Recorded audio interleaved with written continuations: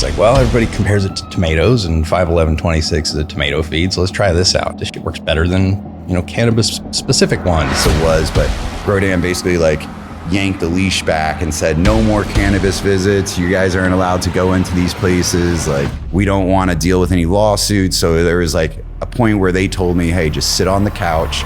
Our biggest objective is quality, and AroYa drives that more than it drives yield. So we're all true smokers at heart. We just want to grow good weed. So you kind of see how things start building here, and the envelope's really getting pushed forward. Every month we're talking to AroYa and saying like, this is what's working, what's not working.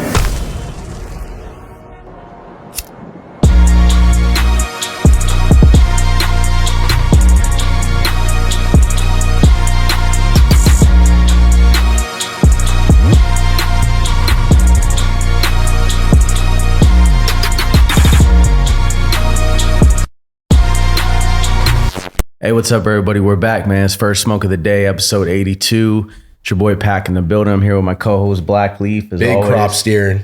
And today we got a lot of knowledge for you guys, a lot of information, and you boys have been on a travel on journey from Jersey. Yeah, and now you made it, Yep. and we're about to get a cracking. Ramsey and Josh, welcome to the show. Thank you. Appreciate you guys for having us on. Yeah. Appreciate you guys for joining us, man.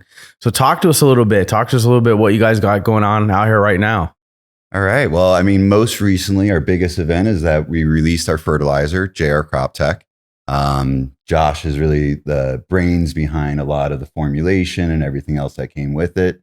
I think that's what's drawing a lot of attention. I think we're also pretty well known for the crop steering, obviously, the coming in there and helping advance using substrate sensors to kind of control the development of your crop, basically, and get different outcomes for the multitude of different scenarios that you could be growing in.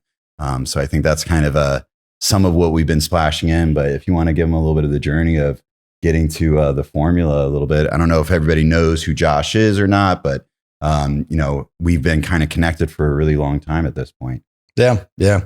As far as the fertilizer goes, I mean, a really long time ago, I had found that, Peter's 51126 or something like that. And like, I think the very first run I ever did in a garage when I was like 18 or whatever was with it was like the advanced connoisseur or whatever, or pH perfect or whatever the line it was at the time. I don't know. But I'd grown up in ag land in Fresno, in the middle of the Central Valley, and I was like, "What? Why is this so expensive? Like, this makes no sense." And I was like, "Well, everybody compares it to tomatoes, and 51126 is a tomato feed, so let's try this out." And I was like, "This works better than the stupid, cannabis specific ones." So after that, it was just, okay, how do we tweak this? Tweak it. I mean, I started basically tweaking it to the Hoagland recipe, which is just an old 1970s crop research recipe that they use for any plant, basically. And from there, it was just tweak it, see what happened, tissue samples out the butt all the time, because it was, it's a lot of like, try something, then test. And over the span of 10 years or something, since I started playing with the fertilizer, it resulted in the recipe that we use now. And that's basically what we made to give to other people, is what we use, which is unique, but it's still just salts. So, I guess that's the short of it. A lot of testing. Yeah, a lot of testing and a lot of trial and error, and on a large scale, because it's really hard to tell with 10 plants or something. So we said, screw it, let's try it on 10,000, and it works. But we were lucky enough to be trusted by some people with some very large operations, and so we had some opportunity to do some R&D that sped things up like that pretty quick too. Yeah, we have a unique story of how we got connected. So he was working at NetFM. I was working at Grodan. Armando Suarez. Do you guys remember him? I know the first name. I think you met him a long time back. I was working for Grodan, and he was like, "Yo, I got a guy you got to meet." I worked with him at NetFM. His name's Josh. You guys would have a lot of balance with each other because, as we all know now, your irrigation system is such a pinnacle part of your cultivation. It really dictates a lot of how we operate. The more automation we have, the better we are as growers, because you could kind of create your consistencies. So Armando introduced us, and then our first job that we did together where we kind of like got to engage with each other was over at State Flower. Shout out to Jeremy. Yeah, shout out to Jeremy. He had us come in. We went through and started like just going through his facility and saying, hey, here's some ideas of how we could engage with like the grow sense plus the right irrigation system. Gave Josh and I an opportunity to kind of connect on some things. From there, he would call me up with jobs. I would call him up with jobs. We kind of just kept going through, and I'd be like, oh, wow, right, this is what you're doing. Octobubblers were a very common thing. If you switch to these pressure compensating emitters, you're going to have way more control. Things are going to start kind of coming together. Right. That little brown dripper you see everywhere at everybody's grow? That was my way of tracking cannabis sales for Netafim. Basically, they didn't sell that dripper in the U.S. at all. It was an overseas SKU that they had for their high-tech greenhouse markets. And I had done a bunch of substrate studies to basically in my garage. But while I was working for Netafim, a bunch of blue dye with rock wool, stuff like that, to see how the water moved through the substrate. And we figured out that it was, at anything over 1.5 liters an hour, about 0.4 gallons an hour, it causes channeling in pretty much all the substrates that are used in cannabis: rock wool, cocoa, peat moss, all that kind of stuff. Basically anything without clay content in it. So it was a 1-2 punch, because I got to bring in a product that would work better, because that 1.2 liters an hour was below that threshold, and you get a lot better even saturation and moving out of the nutrients from the top to the bottom as you go along. But that it was also a way to get Netafim to take cannabis seriously, because it was like, okay, well, now we can track all of these sales. You guys watch what happens and see. And yeah, sure enough, they went from, that Netaflex machine that everybody uses. When I started working with them, getting into the cannabis industry, they had sold 2 into the US in the previous 20 years. And now they sell 30 a month. I mean, those systems are all over the place, the blue tank and the Venturis and stuff. And so that was a lot of fun, bringing that kind of agricultural technology into cannabis, because people were using these octobubblers that were costing $10 a plant site to set up.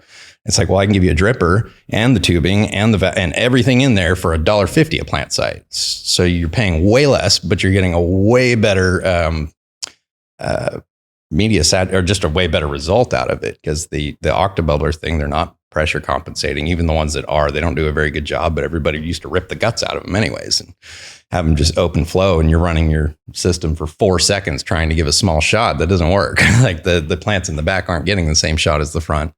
So, I mean, those drippers ensure that, they all open at the same time, they all close at the same time, and they all flow the same rate while they're open. So it was kind of like, I can guarantee that you'll get your, the same amount of water in plant 1 over there as plant 3009 over there. And then, it was, it kind of, it sold itself, because it was a lot cheaper and a lot better. So it was, getting that kind of drip system stuff into the cannabis market was a lot of fun. And Ramsey's, what he was doing went hand in hand with that, because he was Mr. Grodan at the time. And well, I was going to say, you want drip, you want substrate, we can marry them together and we can tell you how to run it, Do you ever feel like you're in the right place at the right time? Mm-hmm. Like where things kind of start to align together in the right way? I think we had both a unique perspective, because he was working for Netafim, being exposed to thousands of acres of cultivation, greenhouse production. I was lucky enough to get on with Grodan right when they were coming out with a lot more information, getting a little bit more involved with the cannabis space. There was this kind of opportunity where they were willing to teach me as well and bring me to really unique spaces out in the Netherlands and Canada. And you're seeing how these veggie producers are operating, and you're thinking to yourself, well, why are they doing all these things? And you get to ask these growers, and they're just the same as us, they're talking the same exact language. And I was like, whoa, okay, these are our people. This is somebody I could get along with, talk all day with. Most of them smoked weed too. So they're talking about their garden they got in their house when I'm walking through a 100-acre greenhouse of tomatoes.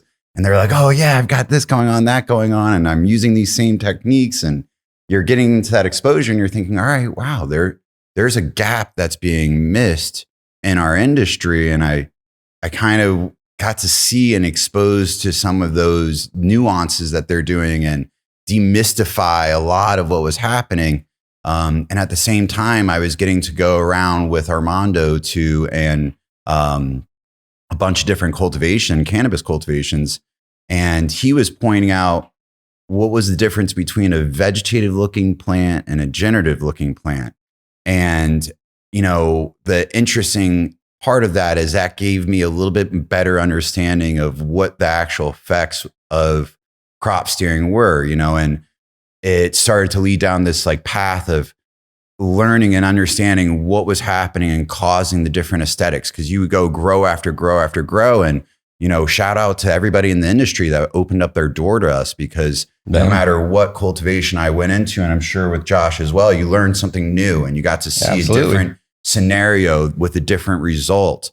And through that and being around a lot of like pretty much world recognized agronomists, we were exposed to a lot of information that you maybe wouldn't normally come across just reading in a book, Yeah. And so I thought that was really unique because they were so fixated on operational efficiencies. Like, how did they ensure that each year's crop produced X amount of weight? Because most of these farms weren't turning profit as a vegetable farm until they were 6 or 7 harvests into their year. And that was really important that they made it to that benchmark to then turn the profit the rest of the year. And knowing all those details were really crucial to their success of a business. And so as I'm going around with Grodan and getting exposure, Josh is going around with Netafim gaining exposure as well to both sides of the coin, vegetable plus cannabis. It wasn't just like one interest. And I think that in there, we started to come up with a lot of ideas, and we were simultaneously, engaging with a lot of growers who were trying different things and seeing different things. We were mentioning Sean. He was one of the early people that also like welcomed me into his door, said, come on in, hey, here's what I'm doing. Michael from the Village was somebody early. A lot of like really unique people throughout our career were always willing to open up doors and give us exposure to what they were doing. We were able to relay some of the things that we were seeing and also being exposed to ourselves.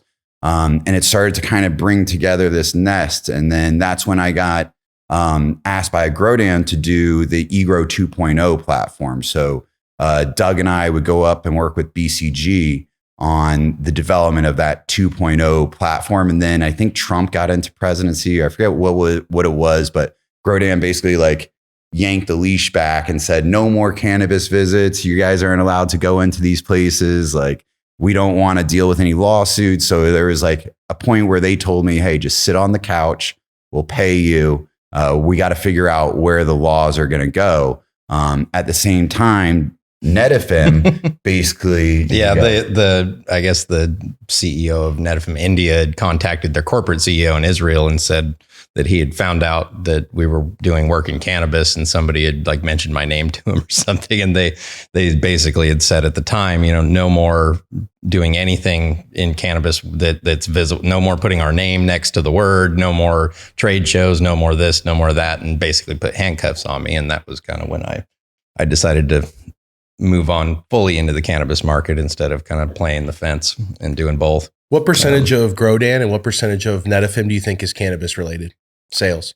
Very small. Very small. They're not 50%. They're $1 billion agricultural companies. Yeah, they're very, very small. Because like, even though it's maybe, $10, $15 million or something, they're $1 billion company. Yeah. That's very small for them. Yeah. When you go to Canada and the Netherlands and you see just as far as I can see glass house, and you walk in and it's as far as I could see Grodan slabs everywhere and Netafim drippers everywhere, you realize how small our industry is. Well, I think isn't the substrate even like a very small world? Everybody in the world eats food. We all eat. So like vegetables are Straight way up. bigger like industry than what we have. Like, you know, a lot of the time people are like, oh, we're the most advanced technology cannabis facility. You've never seen anything like it. And I walk in and I'm like, so what's advanced about this? Like, can you explain to me, like, what did you innovate on here? Because 5-10 years ago, I was walking in a greenhouse that has robotics moving tomatoes from one part of the greenhouse to the other. And then their packaging facility scans every tomato for the color, the size, the weight. They test the bricks level. They know where it was harvested. So like everybody's like, oh, compliance is such a bitch. And I'm like, all right, well, they could tell me which vine this tomato came off of. Our track and trace is very like, you know, basic compared to what these guys are doing, you know, and their manufacturing is like manufacturing. Their grading, you know, everybody talks about grading. Right now, we got some people that will go through and pull the buds out. They have a machine that differentiates from one tomato to the next tomato to the next. So like our grading and our automation is like still the machinery hasn't been made yet because you couldn't grow the crop commercially for so long. Yeah, I think like is what it is for now. It'll come. It'll get there. People are making it there. You know, and there's a lot of machinery. We even saw some cool stuff today that hasn't been around before. People are innovating right now. Yeah. The machinery's cool coming stuff. out. Like the knowledge, the difference is that you could legally invest into everything that you wanted to invest to in vegetables. We're only getting to a point in our careers where we could put our foundation somewhere and not be afraid that it's going to be gone tomorrow. You know, only recently do I find myself not lying anymore when somebody asks me, what do you do for a living? Right. You know, like gut feeling where you're like, oh, fuck, like, why are you asking? like, why did you just ask me this question? Like, I just met you. Can't we talk about anything else? Like, I'm a construction worker. Your hands don't look like that. All right. Well, I'm a farmer. Like, like, what do you want? Like, you grow weed? Everyone in cannabis has the fake career. Everybody has the like, I do thermal imaging, you know, and we go into scan hot and cold areas, the difference between pumps, you know, everyone has like, it is. It's like this natural gut instinct that somebody asks you what to do. Yeah, I am a window installer. Like, like now I'm starting to feel more and more comfortable being open about it. If somebody asks me, have a little bit more pride as long as the vibe's right. But it's such a unique little thing in there. So we basically, Josh ended up taking a job with Nameless. He was working for their grow, and he said, "Hey Ramsey, like, what are you doing?" And I was like, "What do you mean?" He's like, "You got to come and work with me. I think combined together we could really take this over." I was like, "Perfect." I just got told to sit on the couch. Like, I can't. Nobody wants to sit on the couch at all. Like, there's no sitting around and just ambly waiting. What, wait around and then get let go or something? Yeah, like it's just not. It never works out. No. So we got the blessing of working with Clyde and Jeff. They were awesome individuals. They were and still are one of the few brands I know that really just push one SKU. You know, OG is their bread and butter. They have some really fire OG strains. Very nice ones. And that was like a blessing in itself because they were willing to take me on based off of Josh's recommendation that, hey, bring this guy on as well, and we're going to help elevate thing. And we got to be exposed to a lot of unique cultivation opportunities with them as well. They had greenhouse, they had some outdoor, they had some indoor.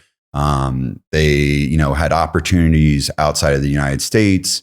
So we got to go and work with them, and that was a lot of fun. I think, as we all know in this industry, like nothing's guaranteed, and they, as hard as they tried, they just kept getting one thing pulled out from them after the next, and I give it to them to this very day. I always pay a lot of homage and respect to them because they gambled on us and gave us an opportunity to really work together and build an even better bond.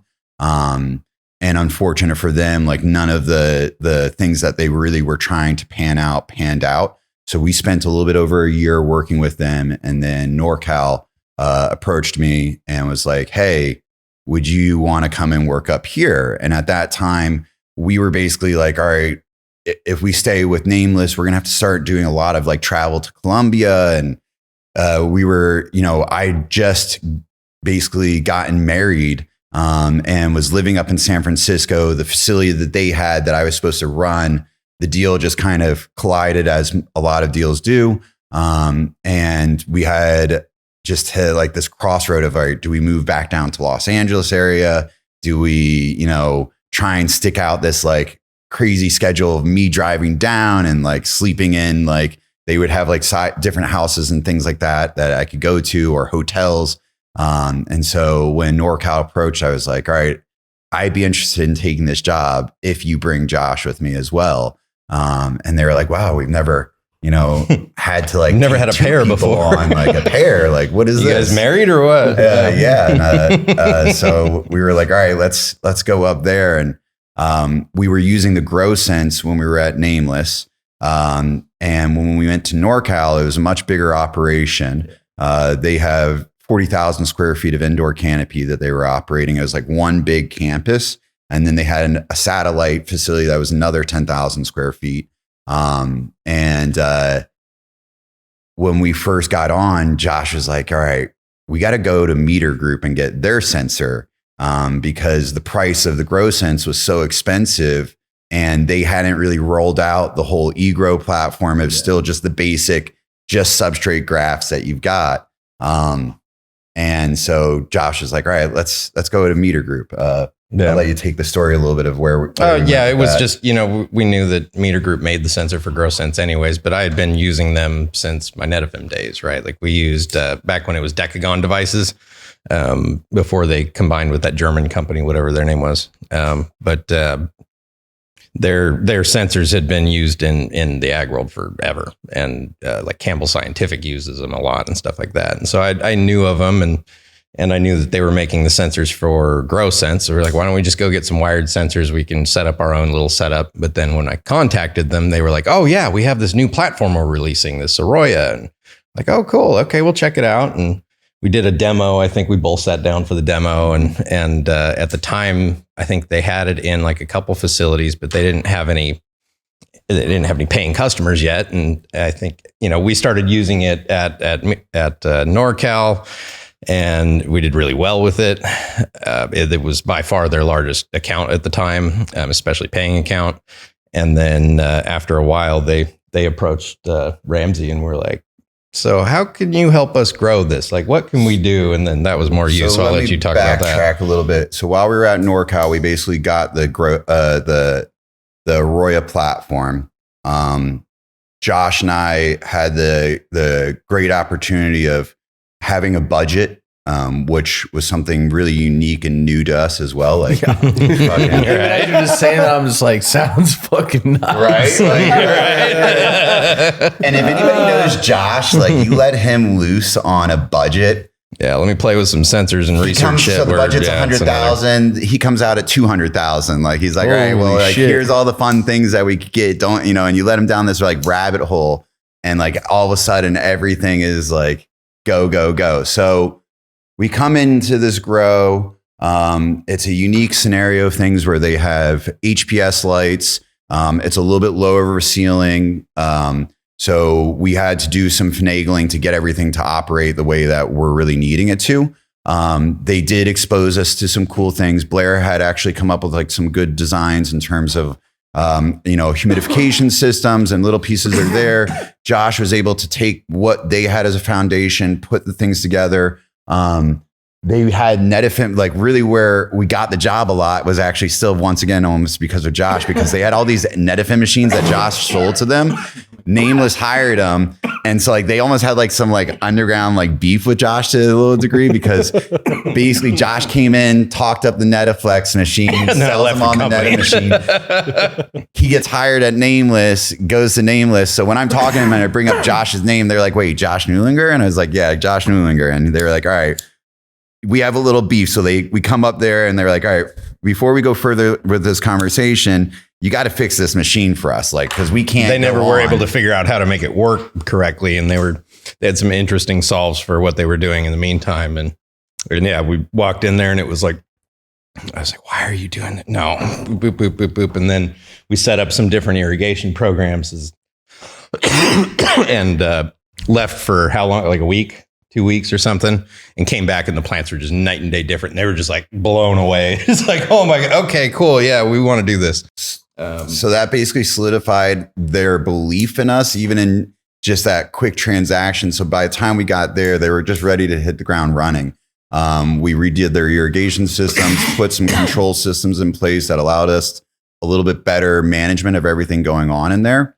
And then we got to take what we learned while working with Clyde and Jeff in terms of some of the crop steering things that we were doing there. They were based on OGs. So like, as we all know, an OG grows way different. And, once again, shout out to Clyde. That guy knows an OG more than anybody else. So he's like, here's certain parameters that I know. We built off of those parameters and kind of helped like push it forward. And then when we came into NorCal, big playground for us, 50,000 square feet, the 40 on the campus, the 10 off site. Bunch of different rooms. They were willing, they had half their growers wanted to do cocoa, half wanted to do rock wool. So we really get to like go to bat playing around with like those kind of options of what to do. And we went to town because now we have sensors that graph your climate plus your irrigation, and you have this ability to really like real time change one element room to room to room. Not only that, they had the Netafim machine that gave us all the individual nutrient channels. So while we're there and getting to play around with all these cultivation tactics, Josh is also playing around with a lot of the fertilizer composition. So you can kind of see how things start building here, and we're into this like, and we're getting things moving, and the envelope's really getting pushed forward. And every month we're talking to AroYa and saying like, hey, this is what's working, what's not working. So they're getting all the feedback and the information through you guys on what's working and not with their system and other systems. And you're able to do your testing like real scientific tests, which is your constants and then your variables. Yes. Yeah. And having separation between Have to have the a two. control, right? People would love to change facility, the lighting, the newts, and the environment all in one. And Yeah, be you like, can't do that. You can't do that. Yeah. Then you have no idea what caused the change at all. So we're basically in there playing around, getting to see what's working, what's not, going through this platform and saying like, hey, we really need to like focus on this aspect or that aspect. And it got to a crossroad with them where we were one of 7 customers of AroYa. We were the only one paying. Nobody else was even willing to pay for the platform. They didn't understand the value of it. They were like, hey, like this doesn't make sense to us. Why have this data? Like, what is this doing for us? So AroYa was like, hey, let's get you on. Came to me with an incredible opportunity, one that I couldn't refuse. So I said, okay, part of the deal, once again, you're going to catch the rhythm. You got to bring Josh on. All right. So you bring in, they basically set a threshold, say you got to make X amount of money. And then we'll bring Josh on because we have to have the budget, because they basically were like, do we move forward with this, or is this complete bullshit, not worth it? Yeah. Grodan at the time was having a lot of trouble with their eGrow platform.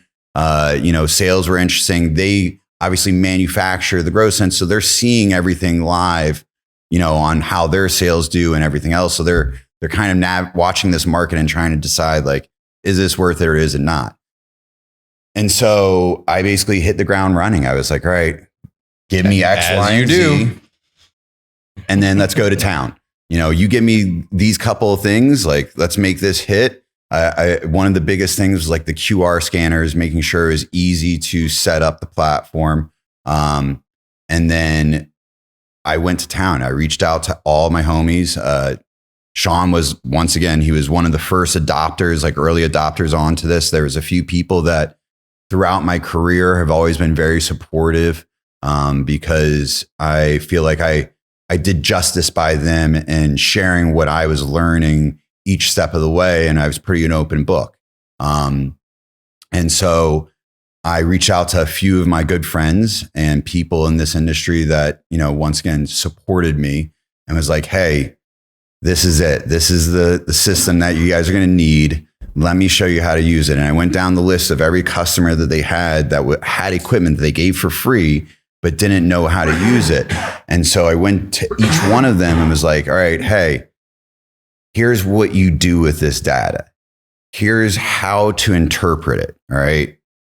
Once they understood how to look at a graph and see that you could adjust the growth pattern of a plant by manipulating your climate and your irrigation. And most people out there like are already quote unquote crop steering. You know, I always like to bring to everybody's attention, if you adjust your temperature, you're crop steering. Yeah.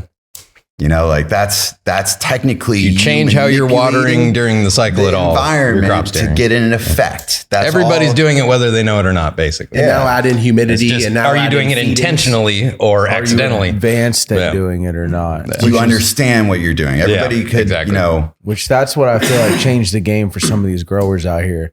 They got good at the graphs, got good at the data, got super fascinated with the watering, super in tune with it all.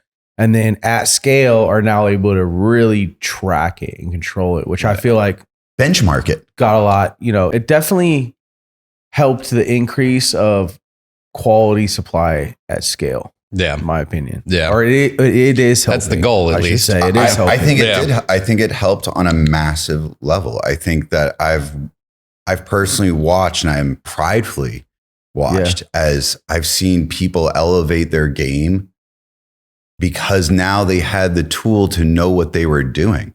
And that was just something that I felt like everybody should have access to. There's a lot of other platforms out there, and there's a lot of other people building things. And I think they're all great in their own way. And I'm not saying that, you know, AroYa is the only thing there. I believe in what they delivered. And that's been the only thing that people haven't been able to replicate so far.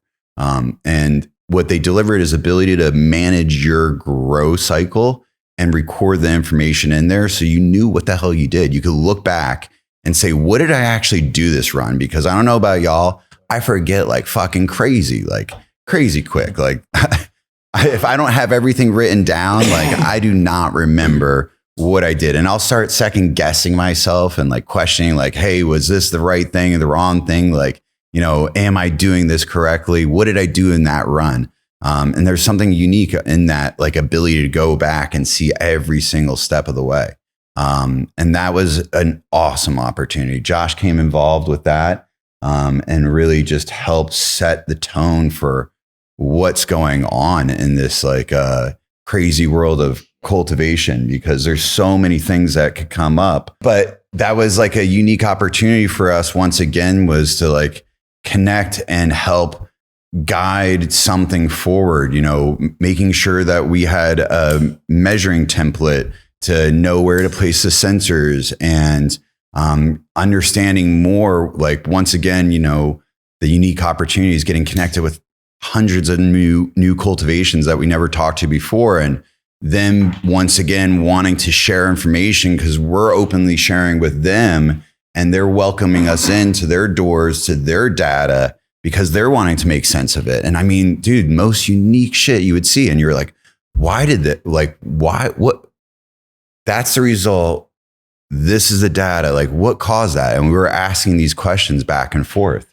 I don't know if you want to add anything to that. Yeah. I mean, well, like, seems like the topic turned into like the next VPD, like everybody talking about, oh, do you hold your VPDs, bro? Like it just turned into this, like you're adding it to your reservoir thing, right? Like, oh, do you add enough crop steering this cycle to your reservoir? And it's like, we didn't invent anything. These techniques have been around for longer than any of us have been alive, pretty much, right? Like changing your irrigation to change the way the plant grows is nothing new at all.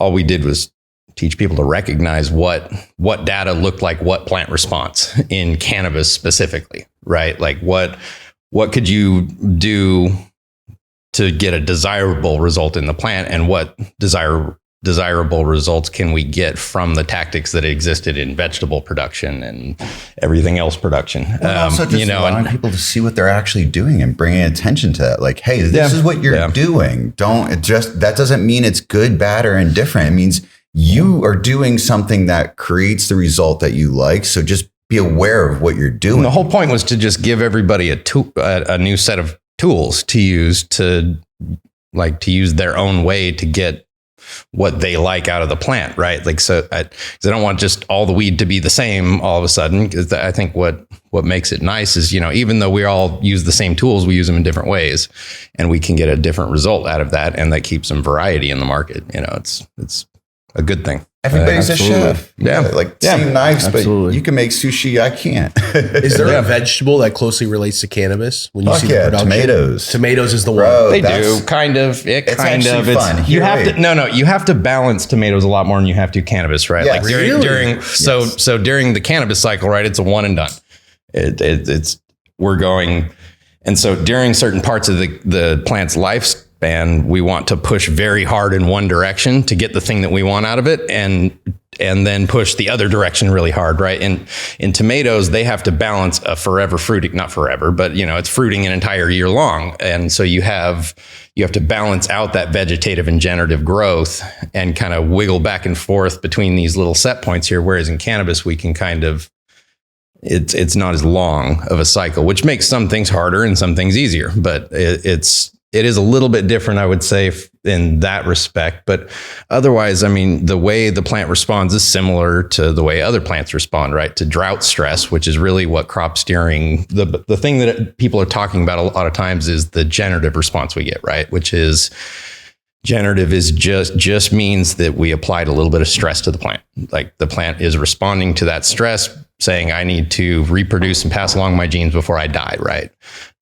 So that generative response, one way you can give it to the plant is through inducing water stress, right? So like, and in hydroponics, this could get really long. I don't know if I should go into all this right now. No, we'd love to hear this. So say in a natural soil, right, in nature, mineral soil in the ground, at the absolute wettest, the matrix potential of that soil is, between around like -20, -30 kilopascal, which is basically just the surface tension, right? How hard is that water sticking to the soil particles, and how much energy does the plant have to overcome to pull that water out of the soil, right? It's like if you have a straw sticking in your water bottle, how much force does it take to pull that water up? The further you get away, the harder it's going to be, or the smaller the straw or the bigger, whatever. But that pressure that the plant has to overcome to absorb water, that's called matrix potential, right? And that's part of the total water potential, which is matrix, osmotic, which happens from salts, which we'll get it. That's the next part of it. And then you have a gravitational and like even like the atmosphere pressure matters. But those last two, not so much. It's the first two that make up the majority of what the plant feels. And so back to the natural soil, you're at 20, 30 kilopascal when it's completely sopping wet. No more water could even make it into that soil. And then plants start wilting around like 1500 or so, right? But in rock wool, the matrix potential never really gets over like 5 or 6 kilopascal. So and that's at its very driest point. The higher the number, the drier it's a negative number. So technically the lower the number, but we'll say the more intense the force, the higher the number. And so you're, at its absolute driest, 2% water content, it's still easier for a plant to absorb water out of that than it is out of the wettest natural soil. So you can't use that dryness to induce water stress in a plant, right? Which is what we're doing when we set the irrigation up in a way that has these long sustained drybacks, and that's what gives everybody this response. But we can't do that in a hydroponic substrate because cocoa's not much better. It gets up to like 40 maybe, but basically there's not really any point at which the plant notices that it's getting harder to absorb water with the water in and of itself until the water's basically gone and then your plant dies. But so with our wilting point just happens when they don't have any. When the matrix potential gets above 1500, they just go from 60 to infinite. Right. It doesn't go, but hold on. So the way we steer plants in a hydroponic substrate is using the osmotic potential because we don't have that matrix portion. Right. So the way to induce water stress in a hydroponic plant grown in like rock wool, cocoa, stuff like that is using the EC of the substrate.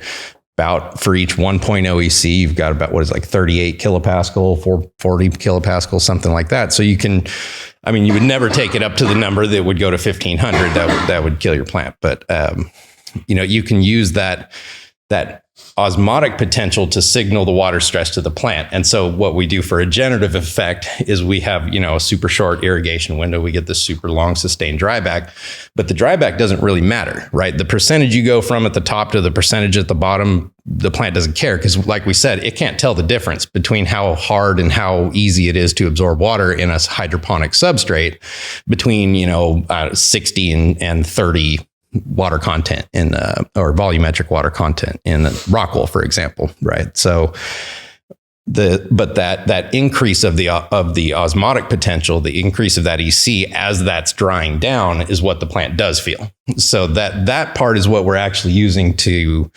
send the plant a generative signal. So people kind of focus on the wrong portion of that sometimes, right? They focus on the water content reduction from here to here, right? If you have, say you get all of your watering done in 2 hours and then you spend 22 hours drying down, right? But you only get a 10% dryback. That's still more generative than if you went from, or if you got for example, a 30% dryback overnight, but you were watering for most of the day and you stopped and you only got, like 16 hours of dryback or 12 hours of dryback or, whatever the case may be. But it's that time that's the most important as far as operation goes, because you want to make sure that you get that time to spend drying back. And so it's like, there's a lot of ways that the different parts matter, and people mostly pay attention to the reduction in water content percentage. So I think there's a lot of misunderstanding of how some of the tools work. I mean, it's a lot because it's a lot to fucking absorb. It's sitting here. I've already been talking for probably 10 minutes now straight, and we barely scratched the surface. But I'll let Ramsey talk now. But in layman's term, it basically just means that if you feel the substrate right before the plant wilts, there's like no water in there. So it has to go to such an extreme before the plant is feeling a difference in water pressure to feel that stress response, versus using higher substrate ECs, which cues a very similar response in plant stress. And that's basically what we're looking to do, is manage more or less substrate EC and then stimuli in terms of like number of irrigation events in a day. And that's where we're finding the most effect of like what the plant sees in terms of like generative or vegetative response. And with tomatoes, the thing that seems like very similar is that if you push a tomato really vegetatively, you'll split the fruit. So it actually splits. And so it's cool because it's so sensitive that you could do that pretty quickly, and you'll see that in the graphs, and you'll see that like, all right. Well, and that's actually from a sharp increase in the osmotic or decrease in the osmotic potential. It like flip, like the plant has to have a higher EC inside the root than outside to absorb water through osmosis, right? So if you drop the EC out here really quickly, then it actually forces water into the plant faster than it wants. And in tomatoes, that splits the fruit open. Cannabis doesn't have fruit to split, but we can assume there's stress happening in that situation. And in that situation, we know that causes bud rot and bad things. So we don't want to do that. But. And you'll also get unique growths that come out of the tomato plant. Like it'll shoot new suckers all over the place. That's kind of similar. When you're pushing really vegetatively again. That's these are all very similar responses. And what you find is if you steer really generatively with the tomato plant, it's a lot more consistent when setting its truss, and how many tomatoes actually show up on each, like, I don't know what the arms are called, but you'll see how that actually responds. And with cannabis, if you steer really generatively, that's when you get a squatter plant. You have a lot more bud sites on it. Definitely. And then if you push them too vegetatively, you get a lot more elongation. So those are like what we're trying to manage and what you're trying to see. And I think that what was unique about, once again, working for one of these companies that exposed us to a lot of people and being able to like have good conversations with other individuals, is it opened us to a lot more of what is happening, and kind of gave us another big glimpse at a larger picture of how cultivations are managed and what are some of the results that come from it. And, just people sitting there and be like, hey, let's let's look at these graphs and figure out what's going on, and like try and interpret like what are these effects. To this day, we still play around with different substrate sizes and things like that. And I think it's just planting densities. We see unique things and we're like, wait, that guy's doing something completely different and getting a great result. Like, how can we incorporate this? And that's kind of what led us to other unique opportunities. And where we left AroYa, we had some good opportunities that came up, and we said, hey, this is just the time for us to take a stab at running our own company and being our own people. So we started managing cultivations. And that was another fun, like, jump in life, I guess. Josh got to really take a lot of things that he's done in his life before and learned with field production. This year was our first year really doing a really large scale outdoor field with like successful management of water. And Josh steered 21 it was 21 and a half acres, whatever they had, acres, which is a fun project. Because you can do that crop steering in the ground with the matrix potential because it's a natural soil, right? So where you have the other tool, you don't have to use EC to do it. Yeah. Nice. And you have sensors in the ground? Yeah. I've never seen tensiometers, but a different type, not the water one with the ceramic cup, the old school ones. What was the Taros 21, the meter group one. What was the setup like the 21 acres? Like, can you give us a general idea of like? Yeah, we kind of, we came into it after it had already been up for a little bit, but the way they had it set up was basically 22 individual fields. Each one, I think it was 40,000 square feet of canopy. And we maxed that out. But so the way we set it up coming in, when we ran irrigation to be able to do each field just as its own zone. But other than that, we weren't trying to do, per row or anything weird like that. When you get to large farms, that doesn't make sense. And, a lot of just outdoor field production practices, like not using a lot of labor, not touching the plants hardly ever. We did, 200,000 clones in a couple 210,000 clones in a couple 40 by 80 foot barns with 1,000-watt metal halide lights, like way up there, just running the right, climate control system with enough humidification. And we didn't even have domes on the trays. We just had them on the floor. Now it came from just other pre-learned experiences. When we worked at Nameless, we were doing like 30,000 clones a month. It was like something ridiculous, 35,000. Yeah. So we had to learn that what works and what doesn't with managing such a large volume, because we learned really quickly that doing it under the greenhouse, it's just recipe for disaster. The temperature swings, the humidity swings. So doing it indoors makes more sense, and it's worth spending the money on that. So in each one of these experiences that we went through, we kind of got to like evolve a little bit and learn a little bit more. And this was a fun one. The pump house to the outdoor project is just a huge building where you could drive the totes of nutrients in, where, it's a big IBC. And we're using, basically corn fertilizers. Crazy. They're just, urea, ammonium nitrate, potassium thiosulfate, just straight nutrient, mineral salts. And, but just doing it as needed. And we had sensors at 3 different depths, basically, right where the root zone started, basically right dead center, and then where we didn't want any water nutrients to go after that.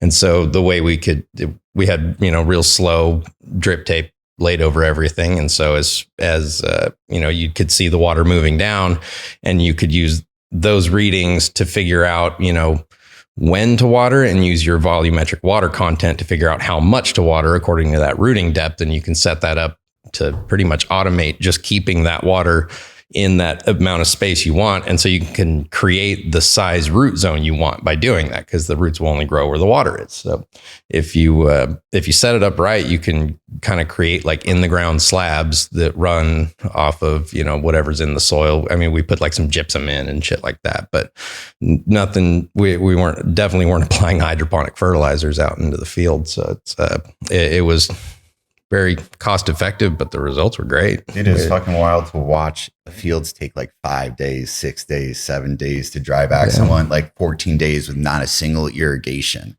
And you're like looking out there, and every day you keep walking out and you're like, is this data correct? Like, is it this? There's no fucking way. There's no fucking way. And you go out and they're fucking staying there praying. You're like, all right, what the fuck? Oh, yeah. And so like you keep going. You're just like, all right, we're going to keep trusting the data. We're going to keep trusting the data. And it was amazing to see the effect of that. Like I did not realize how accurate it could actually be in terms of what was happening. Because there's multiple sensors placed out there. So you're getting to watch each one and you're starting to like, all right, I'm going to. Yeah, we had one of those setups, you know, per acre, per field, basically. So we could watch each genetic do its thing and different planting dates for the same genetic. Because it was, the first year we grew out there, we didn't know what genetics were going to perform well up there. We didn't know how long they'd take to finish. Now we have a good idea. But talk about, we had to do a shotgun fucking wedding, and they told us, oh yeah, the guy before you did not record any of the names to any of the genetics. So we had just a bunch of random moms in the greenhouse. And we had to go through pheno hunt every single one. And they're like, we think this lot might be this and this one. And you're like, what do you mean? And he's like, yeah, he didn't want to label them. That's why we fired him. And I was like, yeah, that makes sense. That's a good reason. That's a great reason. What do you mean? Like, he's like, yeah, they just put the metric tags on. And then I'm like, no, dude, all right, this is. So we had to go through pheno hunt everything. So that was like a process. Then we had to go and rig all of the greenhouses up to house all the mom plants that we were going to pull cuts off of, because you have to think logically. You have to be like, all right, I have to produce enough mom stock to then go and take all these cuttings off and then have that be able to sustain like 1 or 2 pulls off of them.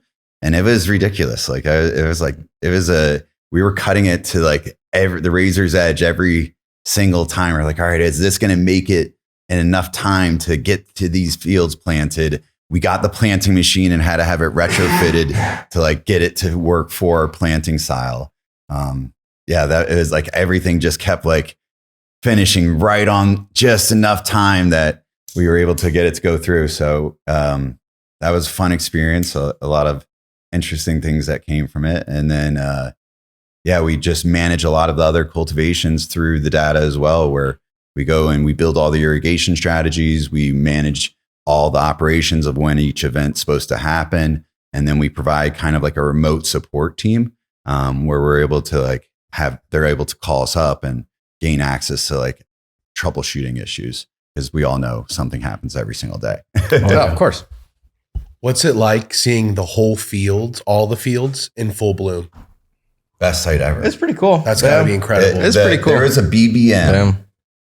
I've never seen anything so pretty. Like I've seen a lot of outdoors, and I'm not just saying it because it was ours. It was just gorgeous. We lucked out because it was one of the clearest skies they've had in a long time.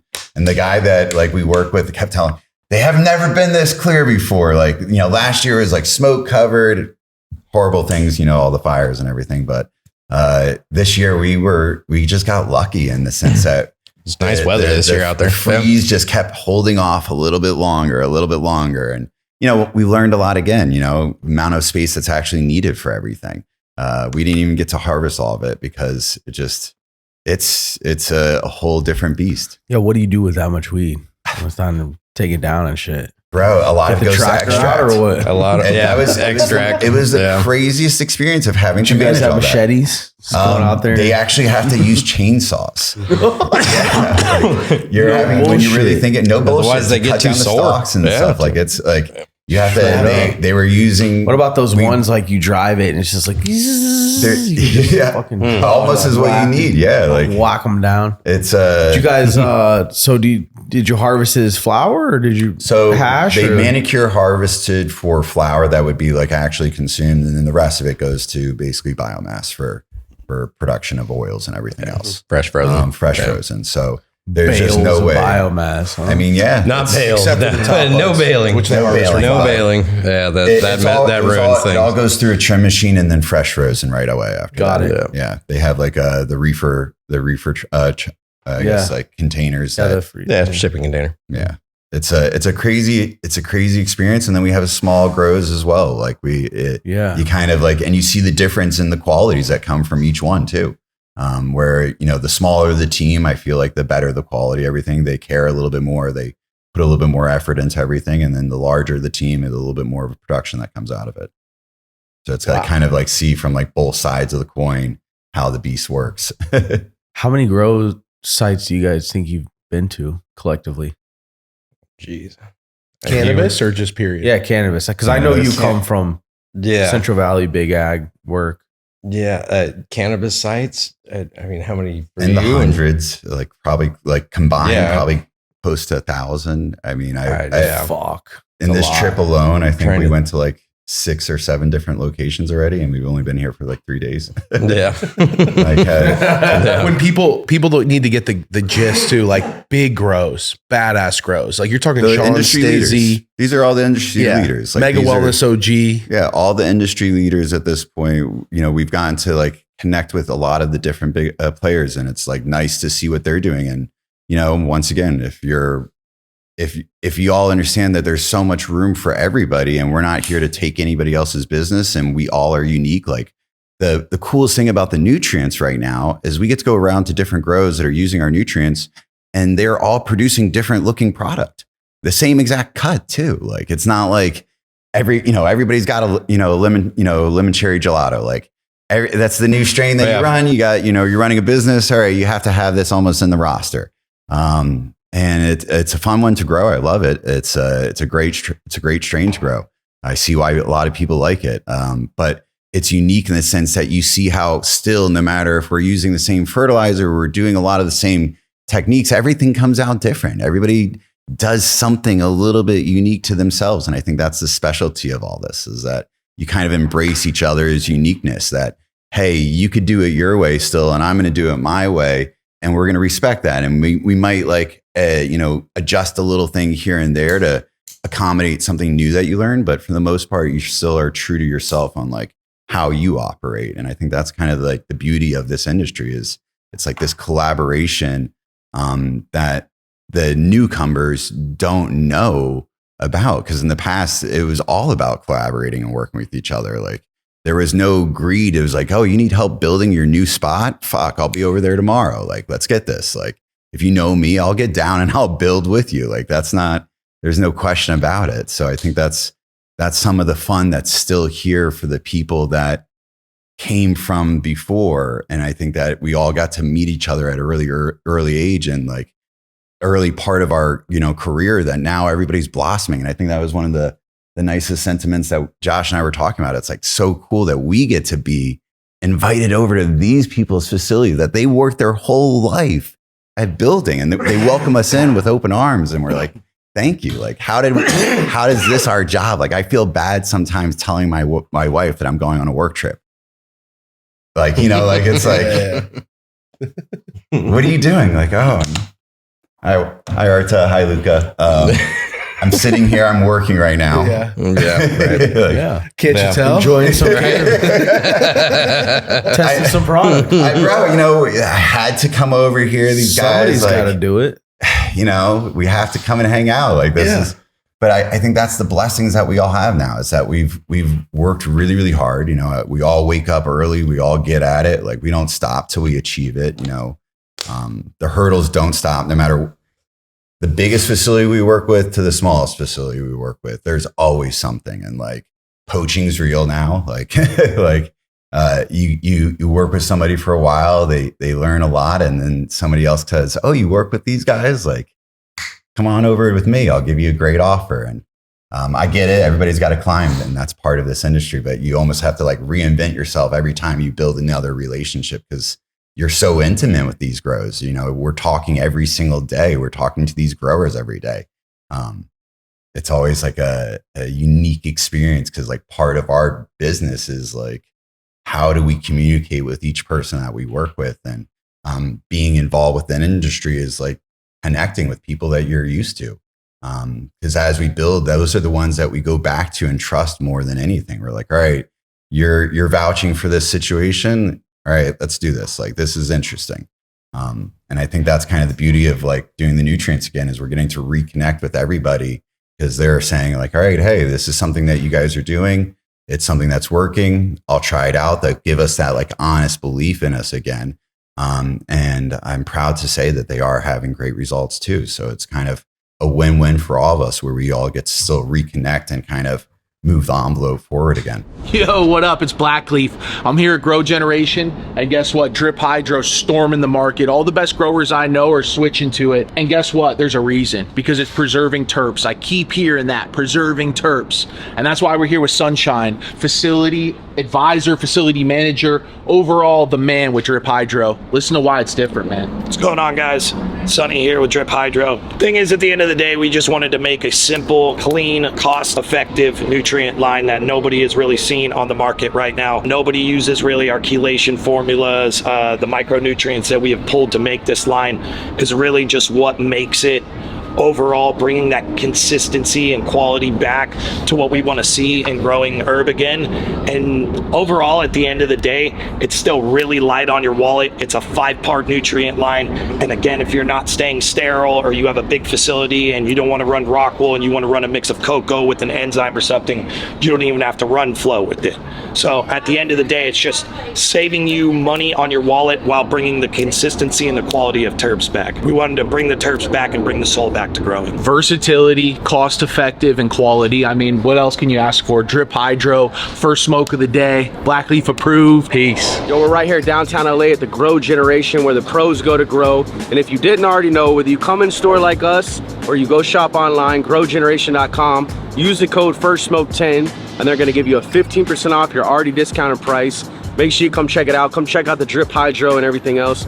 We appreciate you guys, and you already know, let's get inside. Yo, what's up, First Smoke family? Want to take a second to remind you guys, we appreciate your support for hopping on the Patreon. It's patreon.com/FSOTD. We got brand new shows that have been hitting. They're exclusive to Patreon. You won't see them anywhere else. Make sure you get on Patreon, support the show, join the family. We got in-person events and much, much, much more. This is a real community, and we show a lot of love. And also, shout out to Dr. Dabber.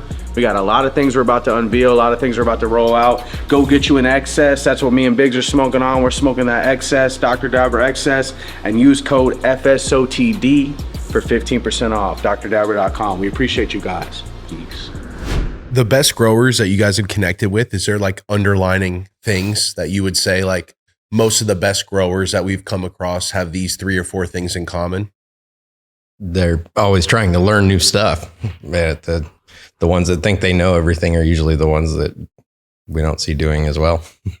You know, Hard work and ambition. but that too, yeah. Actually, you know, just being there every day and doing what you know you need to do. It's not sitting around smoking weed all day every month. Sounds anymore, easy, you but know? it's Passion. Yeah. Like really it's hard. Organization. There's so many big, I think like the biggest There's a lot of traits are the parts to people this. that want it first. Like desire has to be there. I think that, but I also think what he said. There's so many people I've met in this game that have a fucking secret recipe or some shit that they do. And I'm like, yo, I'm a smoker. I'm gonna keep it honest with you. You're just not smoking. It's just not it. It has to be something. And they're like, and they just go right back to the recipe. Just right back to the same cuts. Right back to the same. And it's just like, yo, it could be the genetics, could be, I'm not saying it's your fucking recipe, but something's not right here. And these days it's like, all that shit stopped. All that shit's over with. Done. Those dudes are calling anyone they know. Like, yo, hey. And so I'm sure it changed for you guys, where at first it was like, wait, who are these guys? Bring them through, please. I probably have 600 NDAs with my name on it out there somewhere. It's insane how many secrets we had to keep. Got the biggest originally. Oh, dude! And some of the places I had to go where I had to keep secrets, I was like, I guess I wouldn't want this out there either. You know, They had a different angle on it. They had a different angle. It's true though, being a sponge. I mean, even with, I'm 19 to almost 20 years into cultivation, and I've adjusted my recipe more this year than ever. Yeah. Just being like, okay, I'm not happy with the quality. We need to do, okay, hold on. Like what you're talking about, the crop searing. It's a real thing. I mean, it's hard because this industry right now demands so much of us. Like you can't miss a beat. you have to hit every time. If anything's off, it's not going to hit right. Like, bro, it was hard for us. I mean, Josh and I were sweating even coming on here because we were like, all right, we're giving them 12-day fresh product to smoke and like be like, hey, here's who we are.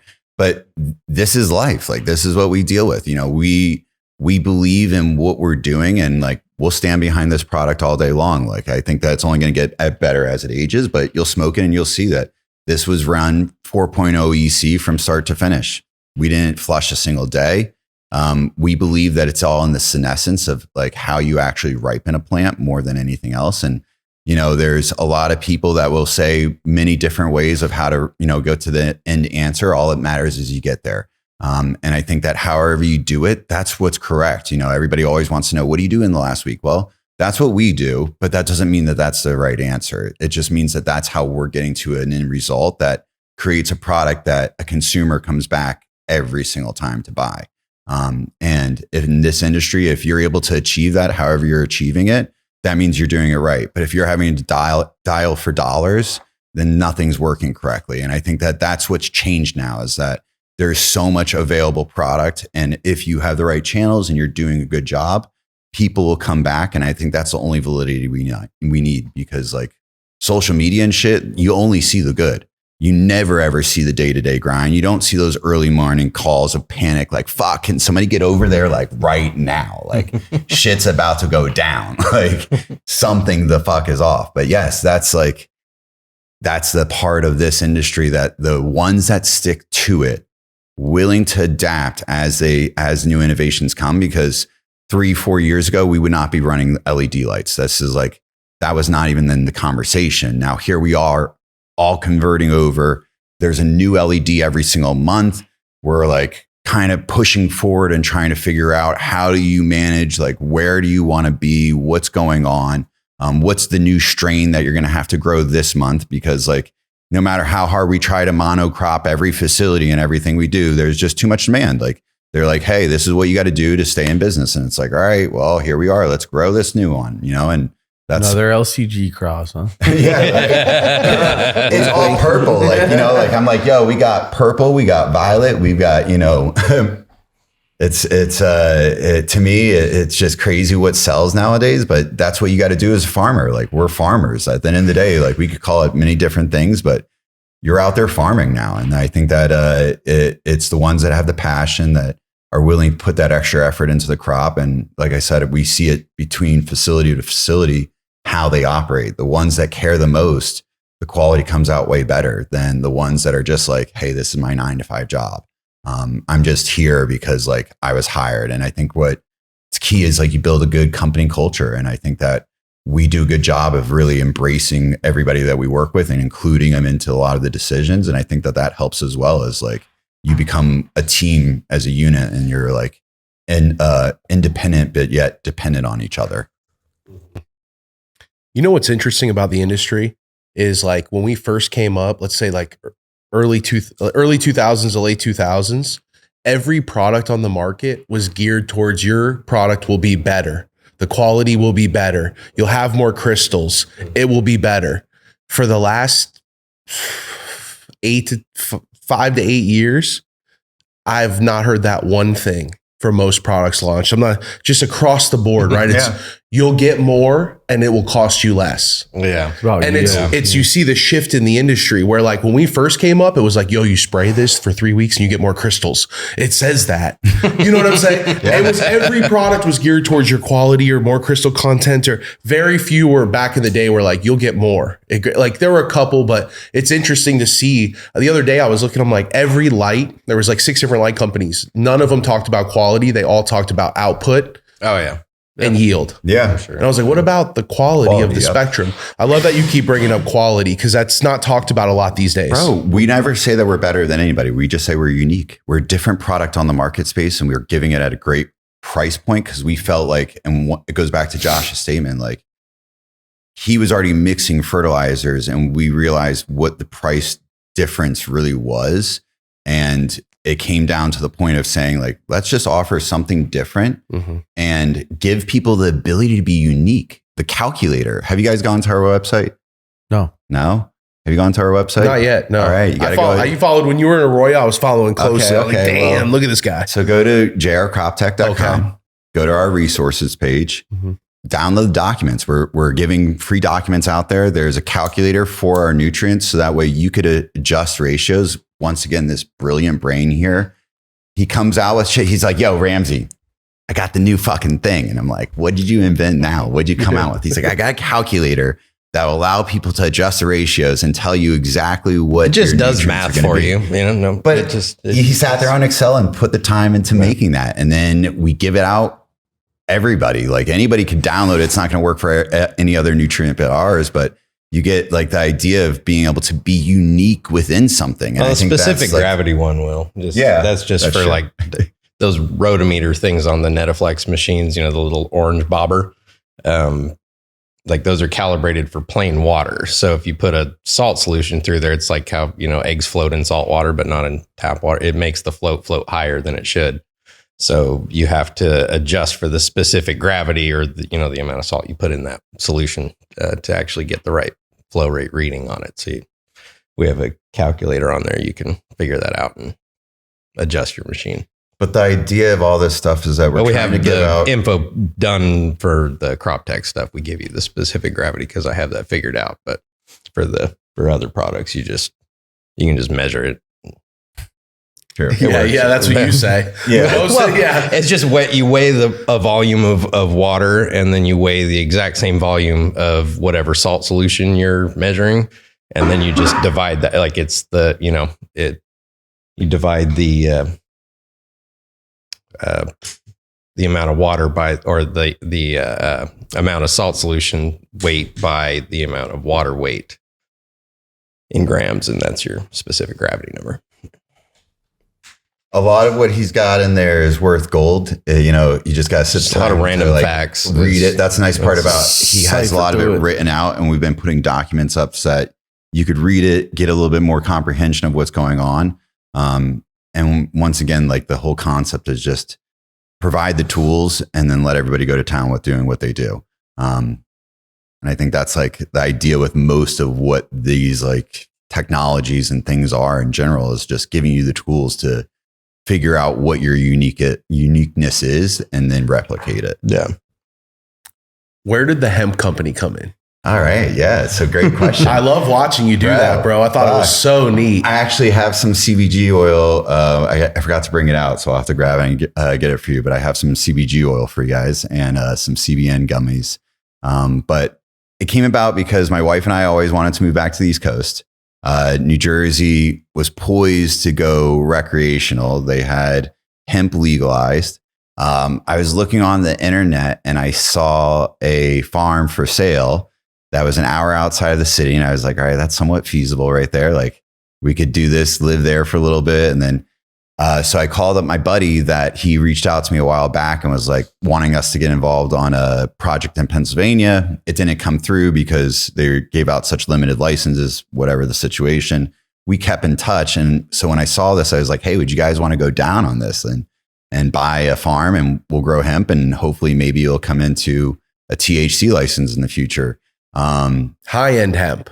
Yeah. High-end just kind of coming in and like really growing a good quality flower, because everything I saw on the market was just complete brown. It had like no color to it, nothing at all. It was just like a brown product. So naive in myself, I went to the Jersey and we got the hemp license and we bought the farm. I bought it sight unseen. They literally just sent me pictures and were like, hey, this is the farm and what it looks like. It looks like a good foundation. The price point was right. So we bought it and then we started remodeling it right away. Just started clearing up all the fields. Shout out to Cameron and Kate, Jason and Jerry. We all got at it, and just started going through. And then I tried growing Cali style on the East Coast, high density crop, Mold City, like fucking Mold City. Like I've never seen so much bud rot in my life. I learned really, really quickly that caterpillars are real there. They have woods around the whole area. So you have these like moth and they come and drop little eggs all over the place. So you had to learn about IPM for that area. And then I had to adjust planting densities. And then you get these like monsoon rains on the East Coast. Have you guys ever lived on the East Coast in like New York? We're both from Florida. I know Florida. Okay, there you go. That's right. That's right. So you've seen monsoon rains. Yeah. You've seen better monsoon rains than I've seen. That's for sure. But yeah, monsoons and you get like water gushing across because there's no berms on any of these houses. So the water just gushes underneath. So I was like, all right, that second year, it's like, I got to get the plants off the ground. So I took the benches out of the one greenhouse and cut it up. And we took 2x4s and just made simple plant stands. It was 1/10 of the cost of buying gutters, like real, like proper, agricultural gutters to grow on. So we did that, and then we space everything out. We have 5 feet between each row because you need that much airflow to prevent mold from showing up. And then I've got sensors out there and do the same kind of substrate management, but it's all low tech. I use Trollmaster actually to set up the climate control. I literally learned that you could. Shout out to Mango Tape. Yeah, shout out. Yeah, get you some Mango Tape, bro. Yeah, it was the only affordable way to do this because we had a budget. Like we already invested too much money into this. Like hemp is not an easy sale. You don't get high off of it. So like the CBN gummies will help you sleep. Like the CBG, 100%. I take it every morning. It helps me focus. I have ADHD. And I think that's something that's like changed my life a little bit in that sense, but it's not like a huge grossing thing. Like we have a long way to go before $1 that any of us invested will go into it. Cause we just kind of like, it's like a fun project more than anything. And I think that, it's hard to sometimes compete against larger states and in terms of like Oregon and stuff that are just producing so much product, but there's always a market for boutique. And I think that's the cool thing that hemp shows as well, is that no matter how saturated this gets, if you put a quality product out, like no matter where it is in its stage of growth, like you're going to have sales. But if you don't put a quality product out, then it won't go anywhere. And a team is everything. Like you could be great by yourself, but if you don't have somebody else, and I think that it's a blessing in my life, once again, that Josh and I got connected where we balance everything off of each other, like what he accelerates at, I have to read over what he writes me in text, like sometimes 3 or 4 times because it's so much information in one piece because your brain is so, it's so advanced actually that you think through everything where with somebody like myself that has ADHD, you can overlook things pretty quickly. I get hyper focused on certain things and sometimes have like blinders to others. So it takes a couple times of reading to be like, all right, I understand what you're getting at. And I mean, he'll come in and be like, all right, here, I'll be like, here's the issue that I'm seeing. What is your, advice on that? And with my hemp team, they come through because they set up everything else in the business. And all I have to do is worry about the farming side. Like growing tomatoes and stuff was a long shot. I was like, we have all this empty greenhouse. Let's do this. And we found sales for it because once again, a quality product in a saturated market, people like. There's no good local produce that's grown hydroponically. There's a lot of field grown stuff, but that limits when in the season you're getting it. So that I think that all these things kind of give me a zone to play in, and an outlet for peace because like it kind of just is fun to do something where you're not being judged at every like minute of life. I think something special about doing something that's non-threatening, the more you do in this industry, the more people fucking come at you. Like, it's been hard, like I'll say to the most modest and humbleness of all this is just like, it's fucking hard out there. They get at you every fucking day. Like they try any time you step forward, like I can't even post about my daughter now because of how ruthless these guys are. Like they fucking take pictures. You talking about the trolls? Yeah. The cannabis trolls. Like, they come out. The motherfuckers out there. Yeah. Bro, they get out there and there's real trolls in this industry too. Like real people that, will talk to you. Hate. Yeah. They're full of hate. Talk to your face as if you're really something and then they'll be on your backside doing something different. And I think that it's like doesn't make sense to somebody that's been in it because we know there's so much. No matter what I do, I could grow massive farm. If you got better product, it's going to sell. It doesn't matter what I do. Like there's always better local. Think about craft beer. Like you go local anywhere, you could pick up something there. That restaurant only sells this local beer. They made that connection. That's that deal. You're going to drink it and you're going to enjoy it. Like you're going to be thankful that you got experience of that. That was part of going to that area. And so that's why I think that it's like crazy that people, if I post that I'm with somebody, they fucking sit there and trash talk. The first words that they've said to me in a long time is how bad. And I look at them, they have a grow and they have a business. And I'm like, yo, are you that insecure about your product? Like that you got to sit here and trash talk that guy's hard work that pays for food on his table and for his kids. Like that's what they don't understand is like, you know, flagging every one of Josh's posts. Dude, he's got novels in those things. Like you can't get that back. Like I read those things sometimes. Like that's gone. Posting his kids on a fake page. Like that shit's ridiculous. Going to my parents' pages and finding, or my wife's and finding pictures of my kids and posting. This is weird. Like, It's why are you wacky. taking pictures of my kids? Dude? Like, why do you need that on there for? What do you mean, making a fake profile or something? Yeah. Trying to scam people or something. You know, It's a part of the business. It is, but it's part of the crazy. business. It's like, yo, there's certain levels of take as much photos of me as you want. Take as much, like straight up, take all the weed pictures of me, take all the photos of me, get at your hustle. Go at it. Don't do my daughter though. That's fucked up shit. Yeah. That's when it crosses a line of like, yo, like, nah, I'm not for that. That's not okay. There's certain levels of respect, and in any industry, you better like. The problem, Ramsey, is that the internet doesn't know respect. There's no respect in the internet. But it translates into real world too. It does at times. Yeah, Funny how if things you let happen. it, too. Absolutely. Things always pop up, Yeah. you know? And people that are talking big on the internet, I've never met one that I'm like, damn.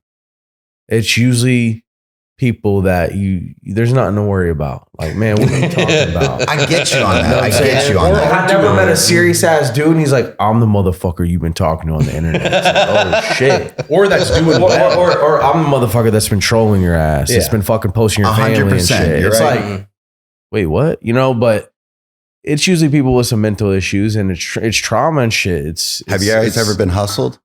Of Oh, course, God. bro. Yeah. Just for even I still IG happens to me. services Yeah. alone. You know, I mean, it's fucking endless. Have you guys ever been hustled in real life? Of course. Outside time. of cannabis? No, only in cannabis. Yeah. Oh, I my don't know what God. else I get. You know I how hope many- you're not getting you know hustled how on many other fake things. No, I've been deliveries there hustled are? on investments. Yeah. Okay. Yeah. That's a big one too. I Investments. know a lot of people that have been hustled on You investments. know, real con men. Yeah. Good. They would have Yeah. got any of us. People yeah. are like, how they get. No, I know. No, It they- doesn't happen thanks. the first week. Yeah. Yeah. You're A right. year and a half in, you're Yeah, watching you're them right. fuck up millions of dollars. Yeah. You're like, this dude's rich as hell. Yeah. Oh yeah, he's rich. I have a few. He ain't paying nothing. You aren't going to be. He's not paying nobody nothing. Yeah. You're 100% right. Take, and they're professionals. Yeah. And they're, you know, and I think every businessman's gonna have to go through that. And like for me, I've been through it in a million different ways. Yeah. Oh, yeah. And with right now in life, like the way I'm building is that like I'm building it so nobody can take the shit. Mm-hmm. Nobody. You gotta Nobody can have fuck up all my bag. control. Yeah. Nobody can fuck my bag up anymore. Because it's on me. Yeah. And every time I like even like years later, like 2-3 years getting over some shit where it's like, man, you mentally take a hit where you're just hard on yourself. question You're just like, everything. fuck, dude. Like it fucks you on on a lot of progress, really. Let's say that. Right. And you finally get to this point and you're just like, yo, you know, maybe it had to sting that fucking hard for me to learn my fucking lesson, but never again. Never again. And, you know, just for anyone out there that wants to invest in shit, side note, there's ways you can invest where you are in control of your own money. Do not give anyone your money. Yeah. Yeah. Do not. I don't give a fuck. agree. If they got millions of dollars, they say, we're going to put you in the real estate. We're going to do this. We're going to do that. We're going to start this website, yada, yada. Look, don't do it. Don't do it. You know, chances are you don't have the means to be a real investor. You're not a venture capitalist. You don't have access to millions of dollars. You don't want to use your own money. Wealthy people, rich people, they don't use their own money in a lot of these deals. I'm learning how that gets laid. They don't. It's debt. Money is debt. Yep. You have to learn that. That's for another episode. But money is debt. Maybe we'll get on checking in on the Patreon and put that shit on there and go crazy. But I feel you on that totally. Like, But I think that that's a big thing that people don't talk about and don't realize don't. is that there's a lot of hustlers out there right now.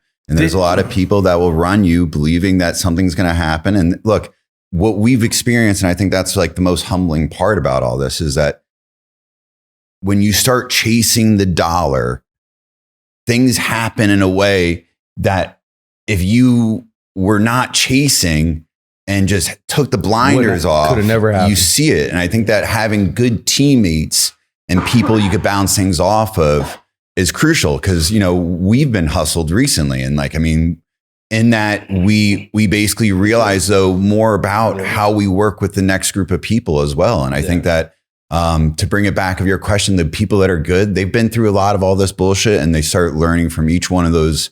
And that's why I think our whole network is kind of starting to come back together again, because you go back to the people that you trusted before, because they had your back the whole time. They came through for you. Yeah, they had your back. Even if you had differences. Yes.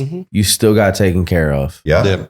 Because everyone started acting like that wasn't good enough. But now everyone's getting the serious dose of reality. And they're coming back around to being like, wait, at least they did what they said they would do. Yes. Holy fuck. Yes. Right. You know, that's literally what life's coming back around to. Yeah, they fulfilled their commitment, their real commitment to you. And you start building up these. It's messed up that's like, holy shit, awesome. You know what I think it is? It's a real part about business and life right now that they don't talk about. Nobody wants to talk about the realities of it, but that's the reality of it. Ramsey, I feel like, and for anyone listening, I feel like it's having a peer 10 to 20 years older than you that is far more experienced in business, life, people, partners, deals, contracts, and being able to call them and being like, hey, because I already know with mine personally, I just made the decision. I was so fucking duped. I didn't call anyone. And it's like, why would I have, right? Like, it was just like, oh, and it's like, if I would have called 3 of my people that I'm confident in, all 3 of them would have been like, dude, no. And by the 3rd one, you think different. Yeah. So that's where I know I fucked up. And that's for anyone listening. It's like, and for you guys, like, it's like, that's what we have to do moving forward. Because if you're a good person and you do what you say you do, and you're a professional, especially in this industry, there is a need for you, a high need for you. And the last thing we need is for all the fucking professionals in this industry to be burnt out by all the fucking con men. Yes. Right. Yeah. And that's what's been I mean, that's what's been the track record, right? But moving forward, we don't have to do that. We can conduct like business, and, you know, it's getting better for sure. And now I feel more confident than ever saying you get to pick who you work with. Yes. Everyone's going to want, if you're good at what you do, everyone needs you. Everyone. Be patient. So pick who you fucking want to work with and stick with quality. Knowing who you're working with is key to all this stuff. And that, I think that's where this conversation really started. The hemp farm's been great because we get to work with really good people. None of us are greedy in the sense that we understand making $1 now is not worth it, in the sense that we rather make money in the future. And if we're having fun while doing it, then it's worth every step of the way. Not everything has to be profitable right away. Josh and I took a lot of L's. We were really patient. Still to this day, we know that saving is really important, and having a good teammate with your wife, with your kids, with your business partners, because the people that you business partner with, you're going to spend just as much time talking to as you will your own wife and your kids, and figuring out how to balance that and people that respect that. And I think that's like a big piece to all of this, is just respecting each other. Yeah, absolutely. As men, it's respect. That's what's needed. Generally, just respect, you know, for sure. Moving forward, I mean, this nutrient company, it's interesting because you've been talking to me about this for some time now, and I know we got to catch up. But what's the angle that you guys are kind of going after with the nutrient company? Is it to be more cost effective? Is it to, you know, like, it was, you know, originally it was mainly to just like get rid of the calcium nitrate bullshit, right? Like I see a lot of bags. Talk to us about that. Well, yeah, like a lot of the cannabis nutrients out there, you'd see a lot of rebag just straight calcium nitrate, right? Like they didn't do anything to it. They didn't try to add any value to it. They just zip one bag, pour it in another zip, and charge, it's fucking, you know, 10x what I paid for it, you know. So it was a lot of just because cannabis growers didn't know much about fertilizer chemistry and like what you could get and what it was all made out of anyways. they were just taking advantage of that to get a huge margin on something that you could go buy, you know, $30 for a 50-pound bag is calcium nitrate. And that, you know, that's a big part of the nitrogen and calcium needs of the plant for most fertilizers. And, you know, in my opinion, you know, you can't really hit the calcium target with just calcium nitrate, because then it just comes with too much nitrogen. So, and you see a lot of the little leaves curling, right, like at the end of stretch when the buds start to poof up, right?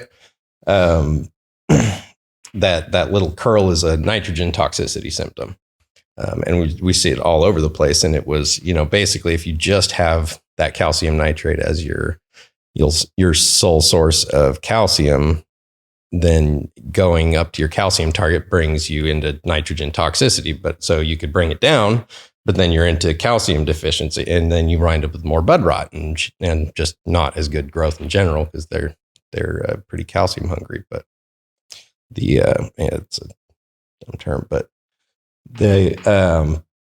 but so, you know, having a different source of calcium was the only way to fix that. And I mean, calcium chloride is the amount that you need to add to hit the target isn't enough to bring anywhere near a noticeable amount of chloride to the plant, at least in like a drain to waste system. If you're recirculating and keep reusing your runoff in like a closed system, then that chloride could build up over time. So that's a little tougher, but there's other options. You know, there's calcium EDTA. It's just, it costs, you know, it's more expensive. Like that's probably, I think it's like $300 a bag or something like that, where calcium nitrate's $30. So, or calcium chloride's $30. So it's quite a bit more expensive. But if you're in the typical cannabis setup and a drain to waste, you know, calcium chloride works well. So we figured, you know, we're not really adding any value to make a part that's just that calcium nitrate, calcium chloride, because you just put all the micronutrients and all the P and K and sulfur, you know, magnesium, all that stuff, or in the other part, you just can't have the calcium in there, because the calcium reacts with any phosphate and sulfate when it's in a concentrated form, right? So that's why you have to have that part A, part B setup. But so, you know, in a typical, you know, like ag fertilizer, they put all the micronutrients in one part. For the most part, sometimes they put a little iron in the calcium nitrate one, like if they're mixing their own, because it just made sense to do. But they had, you know, 12 parts they have to put into the fertilizer tank and measure each one out by hand, which isn't really feasible for most commercial production in cannabis, because it's really time consuming. It's technical. It's really costly if you screw up with those micronutrient levels. If, you know, you accidentally somehow your scale's off a little bit or something, you kill your whole building worth of plants, you know, pretty quickly. So it's, you know, it can be, so having like a part A, part B setup where you have all your micronutrients in one, then you have your calcium nitrate and your calcium chloride in the other. And, you know, you have all your P, K, sulfur, all that stuff in this tank. So we weren't really going to be adding any value to this one. So let people just go buy that. You know, you can go pick up your own calcium nitrate, your own calcium chloride, throw it in that tank, in that stock tank. And then you buy the JR Croptech, you put it in this tank, and then there you go. You have your recipe. And so that part B or part A or what, you know, whichever part you want to call it, that would normally cost a lot of money now costs, you know, $30 for 50 pounds. So it's, it saves a lot of money in that way. We also don't mark it up insane amounts. So I think the key with the product is that it's well balanced. All right. It's a value add because you don't have to buy a repackaged calcium nitrate. And then we allow for you to lower nitrogen levels because Josh figured out the right ratios. And then when you can play with it, you can the tools. You can play with the amount of calcium nitrogen by altering the amount you put in your stock tank, right? So calcium nitrate, calcium chloride. That I was talking about before. Yeah. So like the concept of what basically drove it is Josh figured out a really good formula. He realized that lowering the nitrogen levels is what was needed to help also bring color through. I mean, as you can see, well, it's balanced at the milli equivalent level, right? So it's not the parts per million of, you have 120 parts per million nitrogen, 150 P, 350 K, whatever, those are numbers that a lot of people talk in, but the milli equivalent takes into account the atomic mass and the charge strength of the ion that's actually dissolved in the water. So it's more like anthropomorphic, but to say like the plant feels like how much of each one is in the solution. So it's balanced at that level to where, the milli equivalent of calcium is the same as the milli equivalent of potassium, but it's, 180 to 350 if you're talking parts per million. So it's balanced in a way to keep things in solution too, but in the best way that we've figured out for the plant so far, based on all the tissue testing we've done over the years and just, hundreds of thousands of trial and error plants. And it's something different. Like I said, again, we're not sitting here, and I'll tell every grower, choose what works for you. Like, I don't want to convert you because we're the next different thing. If you want to try something different, we have something out there different.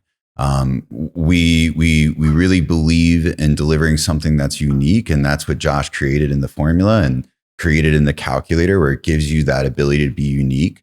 And I think that we offer the product at a really fair price because we're not sitting here trying to charge and add a bunch of things to it. And that's kind of a unique opportunity for the grower itself, is like, hey, I could buy the calcium at a very fair price. I could use yours. I could play with the ratios of everything to hit my targets.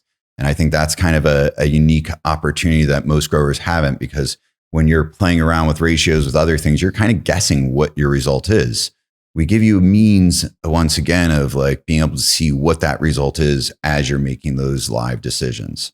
And I think that's the fun part about it, again, is that you get to be unique within a brand itself, and you're not having to look up a different chart every month. You could create it yourself. Well, and in most genetics, in my experience, at least, like really the only thing that varies much at all between, genetic to genetic is the nitrogen needs and the calcium needs of that particular one.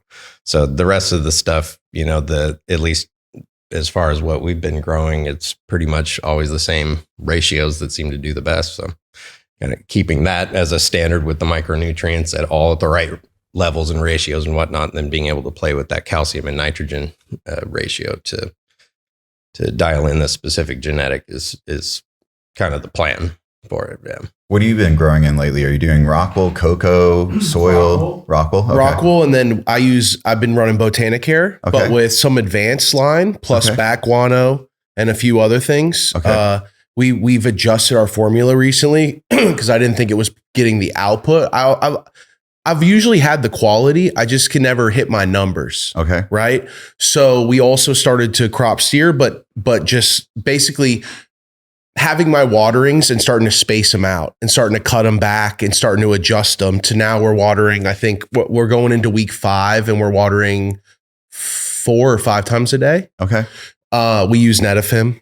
Yeah. Absolutely love them. Pressure. Absolutely love them. Yeah. The setting difference between that and DPS panels, and we're still rocking double-ended. We built out a new facility, and when they said like, what do you want to do? I was like, I want to go backwards. Yeah. I was just being a weirdo. We had run 16 lights of 3 different brands of LED, and I was seeing the same strain being run under a double-ended, and I was having a hard time figuring out like why do I like this weed better? And what was happening too is the weed was getting to certain people and they were being like, this batch is fire. And then I would get them the LED version. This is at the time, right? And they would be like, why is this batch different? Or why doesn't this taste like, and they wouldn't even know the difference. Only I knew the difference. So I started to adjust the lights because I realized this too. We were all buying the same bulb no matter what housing you were using, right? So we were all having a very similar spectrum output with the plants. Well, now when you buy into an LED company, except for the adjustable ones, but even then, not a lot of them are supplying UV or red spectrum. And so you're buying into the company, but also the spectrum they're selling you. Yep. You have to, and so there's a lot of variables. I like LEDs. I still run some LEDs. For our flower, I wanted to go back into something that I felt like this is the way I know I can put out the best flower I can put out. And then I'll still keep playing with 16 LEDs or 25 LED or 40, whatever it is, right at the time.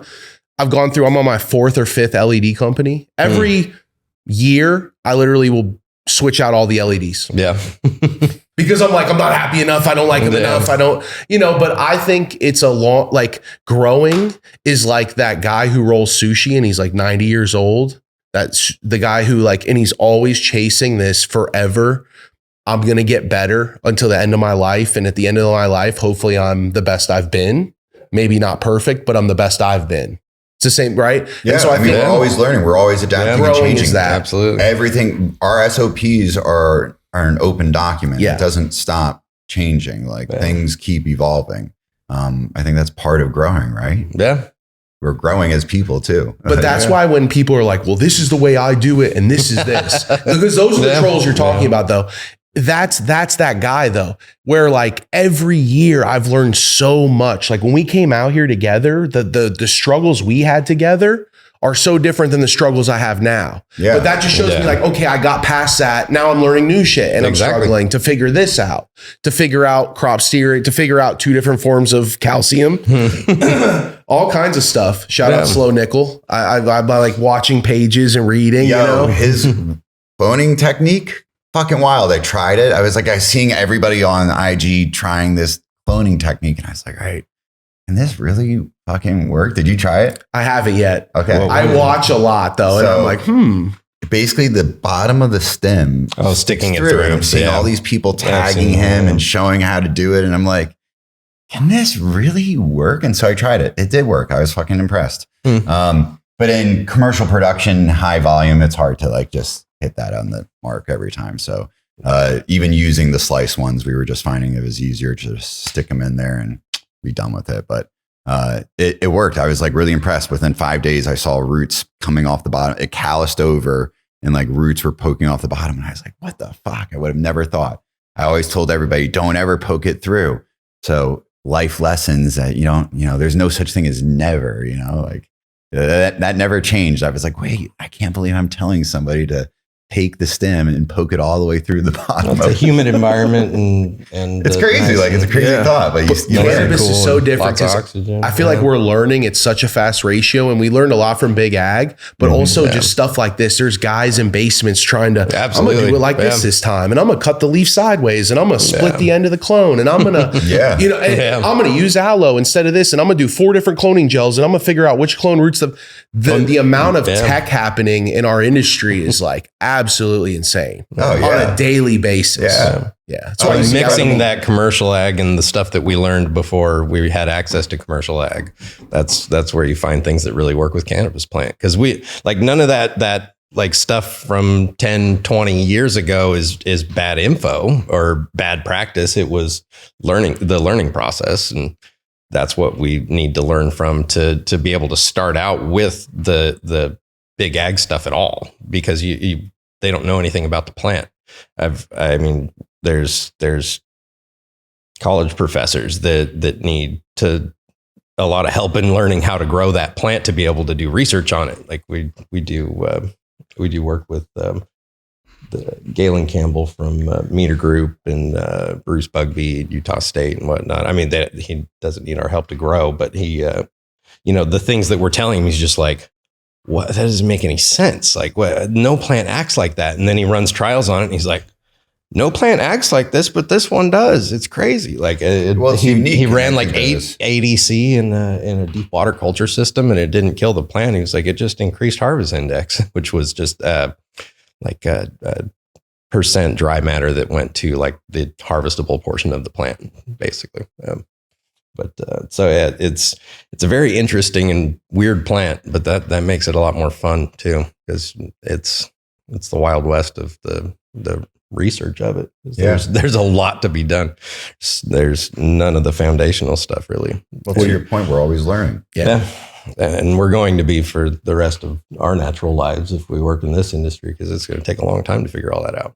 There's lifetimes of work just in figuring out what nitrogen rates at what time of the plant's life are the most optimal and most efficient for that nitrogen use and all that kind of stuff. And that's stuff that with other crops took 20, 30, 40 years to figure out. So it's going to be interesting. Yeah. Yeah. I think that that's a beautiful. But we get to play in that because we're starting out early on in the legalization of the crop. So we get to be there when all this stuff gets figured out. It's pretty fun. You think federal legalization's on the way? I believe so. I think it's going to be the same level as alcohol, where they like acknowledge that they exist, but they never really set any laws. Each state demands their own thing. Enough states are doing this interstate treaty that they're signing right now, which is pretty exciting. I think that it's not going to change a whole lot in terms of like the difference of what's going on in their industry. There's definitely going to be some players that take the mass industrial scale, and then you're going to have a lot of players that buy the local. And I think that's going to be the ones that really hit it. My favorite. Do you have a favorite beer company? Do you have a favorite like Fat Tire or Sunshine out of Colorado? I forget what company it is, but yeah. What about what do you like outside of cannabis? Hard liquor. Hard liquor. Hard liquor. What is there a brand of hard liquor that you like more than another? I mean, Don Julio tequila. Okay. So yeah, all right. Become the Don Julio. Like they're large enough distribution that you could go everywhere. All right. And they are seen as quality. And I think there's going to be people that arise to that level. And there's going to be people that start small and get the whole local area going for them. And then there will be the Budweisers too. Yeah. The people that do the mass production for, Damn right. Yeah. It'll be out there, right? It's going to be there. I mean, I think it's, if you look at Canada, go get a pack of joints of the, you have all the pop vodka or whatever you want to compare it to. And they're there's going to be the cheapie option. That's good though. There's all tiers and everyone wants different tiers, right? And it's like sometimes when you're celebrating a birthday or a graduation or whatever it is, you want that Dom P. Yeah. And sometimes you're like, just take them a bottle of this, or we're just going to try.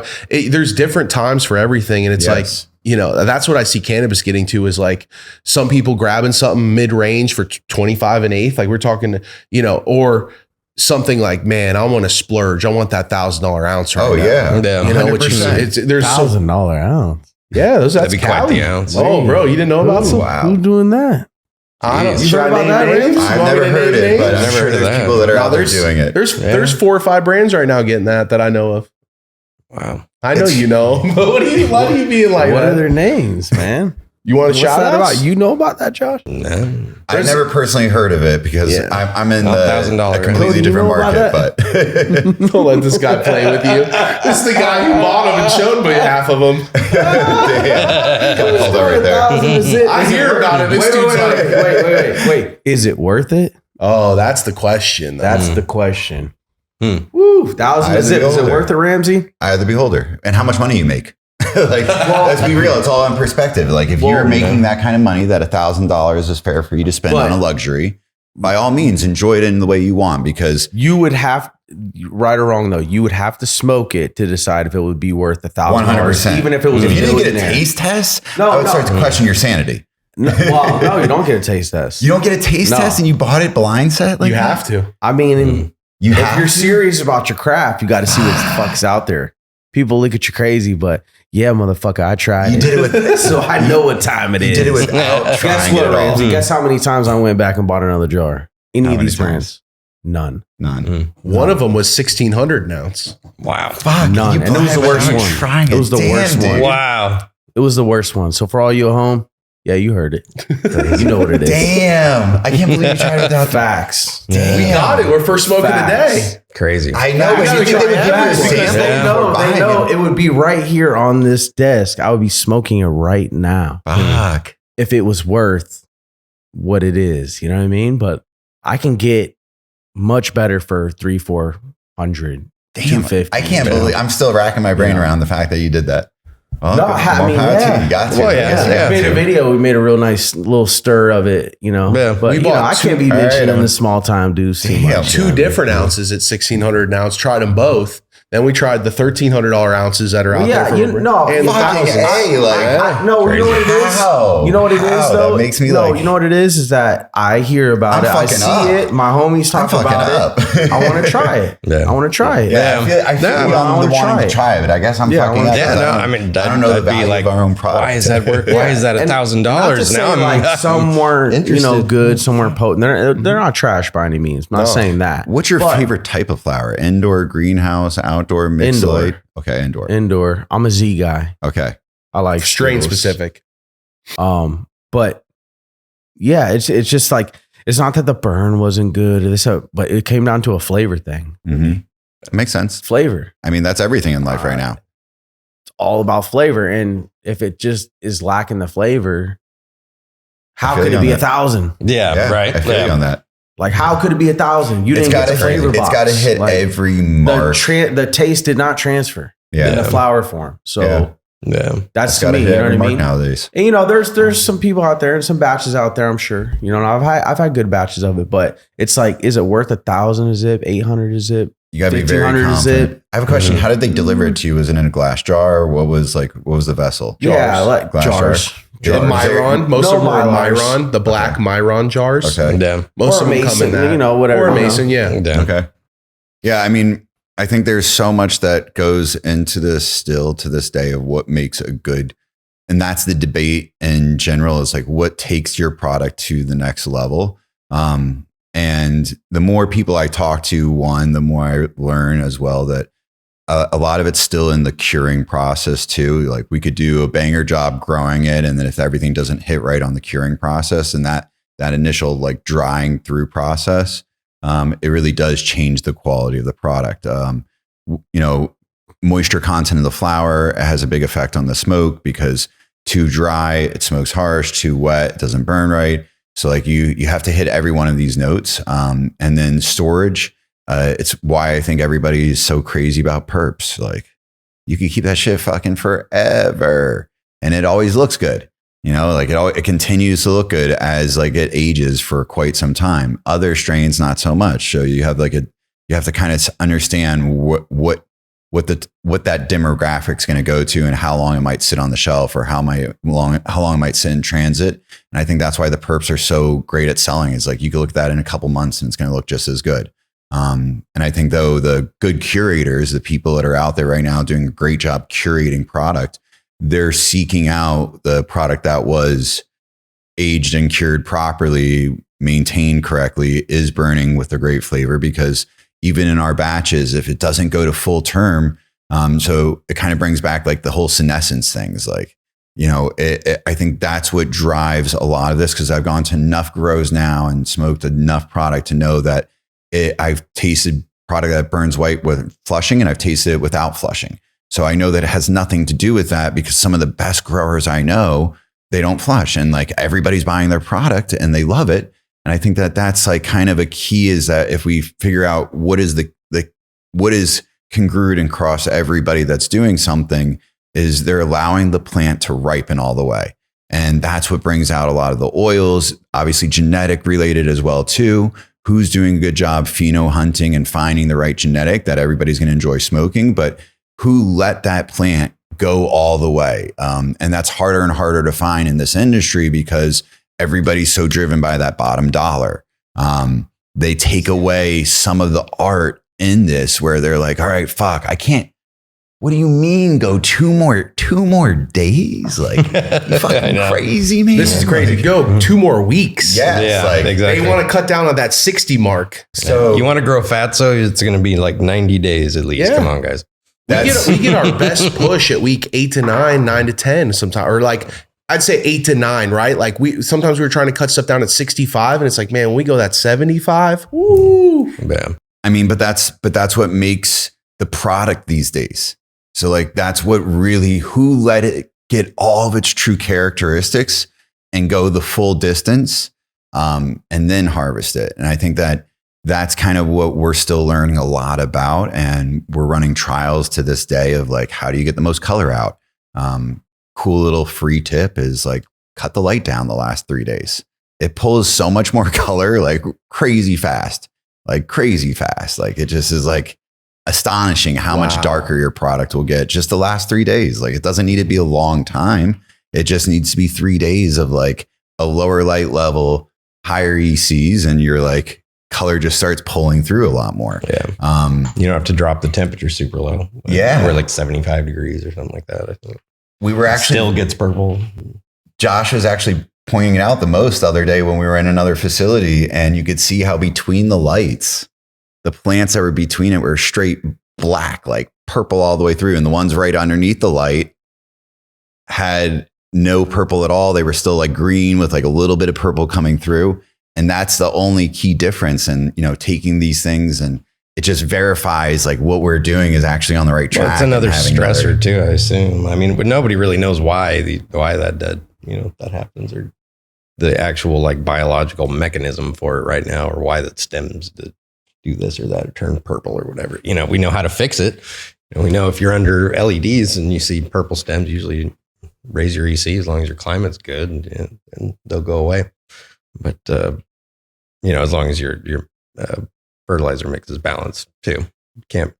Some of it, you know, if you have way too much nitrogen, you're going to like send it into that like super toxic level by raising it too high. So you do have to like adjust certain things, but ours is definitely meant to run under LED and HPS. I mean, it does. We also used it for all of NorCal's facilities that were, you know, 40,000 square feet of HPS, and the same basic recipe. I used to make it out of raw salts, basically. That was before we released Croptech, but they've been using it those same part per million targets of each nutrient for a few years now. Yeah. Is there a certain LED company you rock with, or you stand by? Right now, I mean, we're always testing more. We're running a lot of N lights right now. It just was a great. We just noticed it was a good spectrum too. Like it helped with the not extend the flowering time. Like we noticed that some of them, for some reason, seemed to send the plant a little more in a like vegetative state, and it would extend the flowering time just as much as, you know, irrigating too frequently or dropping your EC too low or having too much nitrogen does at the end of flower. Like any one of those things can make your plant not finish as quickly as it otherwise would. You'll see like the new white hairs shoot out at like week 7 or 8, and you're like, what the hell's going on? They're foxtailing out all crazy. You know, a lot of people push it super vegetative during that bulking period of the flowers, you know, after the stretch is over. And sometimes you can definitely take that way too far and turn your buds into these airy fox-tailed junk that nobody wants to buy. So that, you know, it's figuring out how much adjustment each species or each genetic can take, and what it performs best with, gives you the best result in bud structure for us. Under the different style of lights require different things, different ECs, different this, that.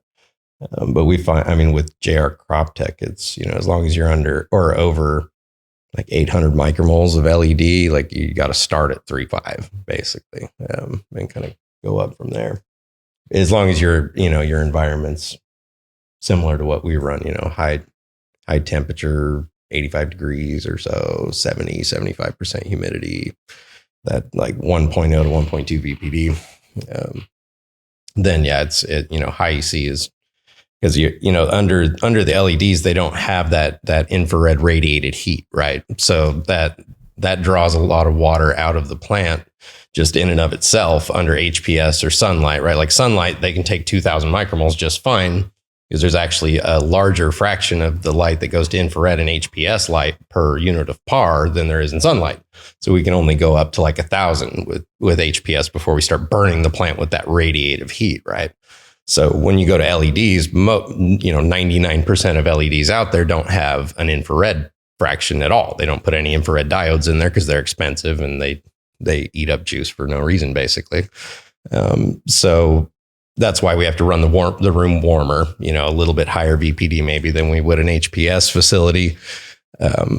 But it's also why we have to use a higher EC, because the amount of photons coming in, say, you know, we're comparing 1,000 micromoles of HPS to 1,000 micromoles of LED, right?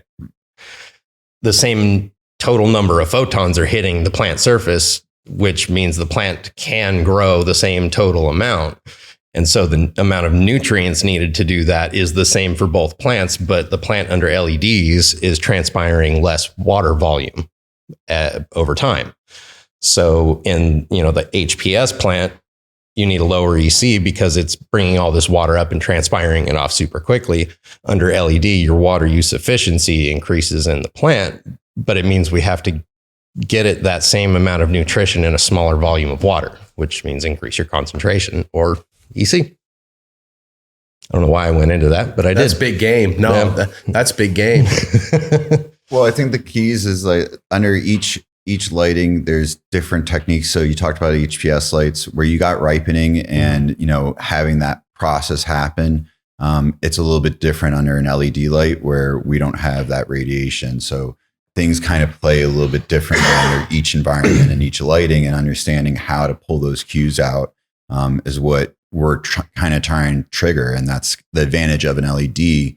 Josh actually taught me this about the spectrum, about how you can't actually dim an HPS light. I never knew that. Did you know that? You can, but you shouldn't. Well, you should. Well, and you really shouldn't dim a metal halide lamp. Why you shouldn't dim an HPS light? Well, yeah, with HPS, I mean, if that bulb is designed to operate at that voltage, and if you start reducing that, it affects the frequency that it fires at, right? So it affects the spectrum that the plant gets, and it starts turning it more. I think it was more towards the yellow side, which the plant doesn't use as much as the red side, right? So you wind up losing a lot more than just the percentage in voltage that you drop. But it's not as bad under HPS because it's still usable light. But under metal halide, it turns the light green. And the plant can't use as much green as it can the blue that the metal halide is usually used to get a lot of. And so you can lose a lot of light intensity and not really notice, because the human eye is very good at picking up green, but the plants aren't. That's why they're green. Well, and it's all these things that I learned, and that's some of the advantage of LED lights is you can play around with it a little bit more and have some of that free movability without changing spectrums, or you can change spectrums. And so I think that LEDs will get to the point of quality of HPS. I think breeding is going to be a big play of it. And then once again, really just driving to figure out what causes what result, and how do you get to that result consistently? Because every good grower I know has great batches and not great batches. Not everyone hits. You have so many issues with like HVAC systems, like dehumidification, all these things fail, like they break, mechanics are called out every single week at all the facilities. So I think that there's almost like a terroir or good batches or bad batches, good years, hey, did it come from this crop? Like, it was funny because before we came on this, I was like, hey, do we have this batch? Like, because there was a batch that was like so tasty. And I was like, I wanted to bring that. And unfortunately it was all sold, but I was like, fuck, like that's the one I want, like, do we have any of that left? And because it is a hit and miss on different runs. Like some runs, just everything clicks and it's like incredible, like the best thing out there. And then other times it's not there. And I think that's where the curators get to come in and really find what they want and what they're looking for. And hopefully they start looking for a lot of other things besides just the purples. But yeah, it seems what drives the market. Comes down to the consumer. Yeah. Not even up to the curators. I mean, it is at a level, at a certain level it is, but it's a very high level that not many are on. Yeah. Meaning like you're making your own strains, you're working with breeders, you know what I mean? Other than that, it's just like, it is up to the consumer, Do you feel like unless you want to be 10% of the market, which right now in cannabis, you won't exist. Yeah, that's true. Right. That's true. It's true. 100%. Do you feel like you see a change in the market for different types of flower? Not in the near future. I think LCG is the new purple punch. That's my opinion. It is true. It's funny. Everywhere we it's much better than purple punch, but it's like that's the wave. It's true. It's 100% true. And it's making its way to depths and all the other shit. So like to me, I like watch the wave and I'm like, okay, it's like taking its final forms. And we're probably going to see another couple years, and then hopefully we'll fucking see a bunch of Z crosses. There it is. Fucking tasty shit. Because when we smoke these big ass joints, we want to taste it. Yeah. All the way to the end. Yeah. Yep. Especially if I'm paying $1,000 an ounce. 100%. Right. Jeez. Yes. I want to taste every fucking hit. Yeah. Right. I want to be smacking my lips, licking my lips, looking to the side, being like, God, you got to taste this shit. Yeah. Right. Damn. You're you know, correct. like that's why I smoke all day long. Yeah. I don't smoke people are like, oh, Potency. how do you smoke all day? Like, well, your tolerance gets so fucking high. Like it's almost like cigarettes to an extent. Like, exactly. you know, but you can change the variety. You can change what you're smoking. That's the cool part about cannabis. But the biggest thing I'm after is like, I mix a lot of stuff with just straight Skittles. That's how I get around it. That's how I make my own little shit as like a smoking curator. You can just get a strain and then mix it with another strain. It's like, oh, this is high in flavor, this is high in potency, and less flavor, higher potency, and just, you know, curate your own little situation. You want it pre-ground up? Make your own blend. Would you want it pre-ground up? Or would you want it just like buds together in a container? I like to know it's fresh and you know, so like buds together in a container. And I feel like anything grounded up, it just ages so much faster. Yeah. Like it does pre-rolls and this curious. and that. Yeah, like so. I think just, you know, but it's just being able to find some flower that you're like, you know, literally like every hit you're just like just sucking the air in your mouth, like thinking like, damn, that tastes so good. Like, wait, what does that taste like? And it's psychoactive. It's psychoactive. We talk about that. That's the whole point of the show, is that like we realize that our first smoke of the day is we always have great conversations. If you're smoking good fresh weed, you'll have a great combo. I'm sure you guys can relate. Like, 100%. Yeah, that's 2 hours in, you're like, holy fuck, we just talked about so much shit. You know? Right. And that's what it is, you know? But it's that psychoactive trait of good fresh cannabis, especially high in terpene flavor. Yeah. You know? Yeah. But yeah, I think LCG is like, it's everyone's looking. Everyone's looking. It's gonna take time. People think you can just come up with a new strain, you know, in a couple months. Yeah. That's because they see that's how quick they see them come out. Well, I also hope that maybe as people pheno hunt, they keep those phenos for themselves. Not to sound greedy in any sort of way. Well, but just like, so it doesn't get blown out. Yeah, right? that way you have uniqueness. It's some differentiation for different It's things. heading Like, to that. people could Everything's be getting known. proprietary. Well, people could be known for what they're doing. Like, hey, this is something that is unique to you. Unfortunately, like right now, it's hard to do that just because of the demands. But maybe someday we'll get there. I'm not saying it's now, but maybe someday. Maybe, you know, even on a small scale, and then you know, scale it up. Like that's how you launch your brand. Yeah. Like you guys want to launch a successful brand, you need a successful strain. Yeah. And it needs to be your own shit. Yeah. One of the reasons this guy right here, my man Doja, is so good at what he does is because he's working with the top breeders, the top seed mate, all of them to curate what he thinks will be good and then tasting it all. And choosing the best of the best from a ton of different people. Yeah. That are all different walks of life. So it's like, that's the process behind it, is like that's why he finds hit strains. Yeah.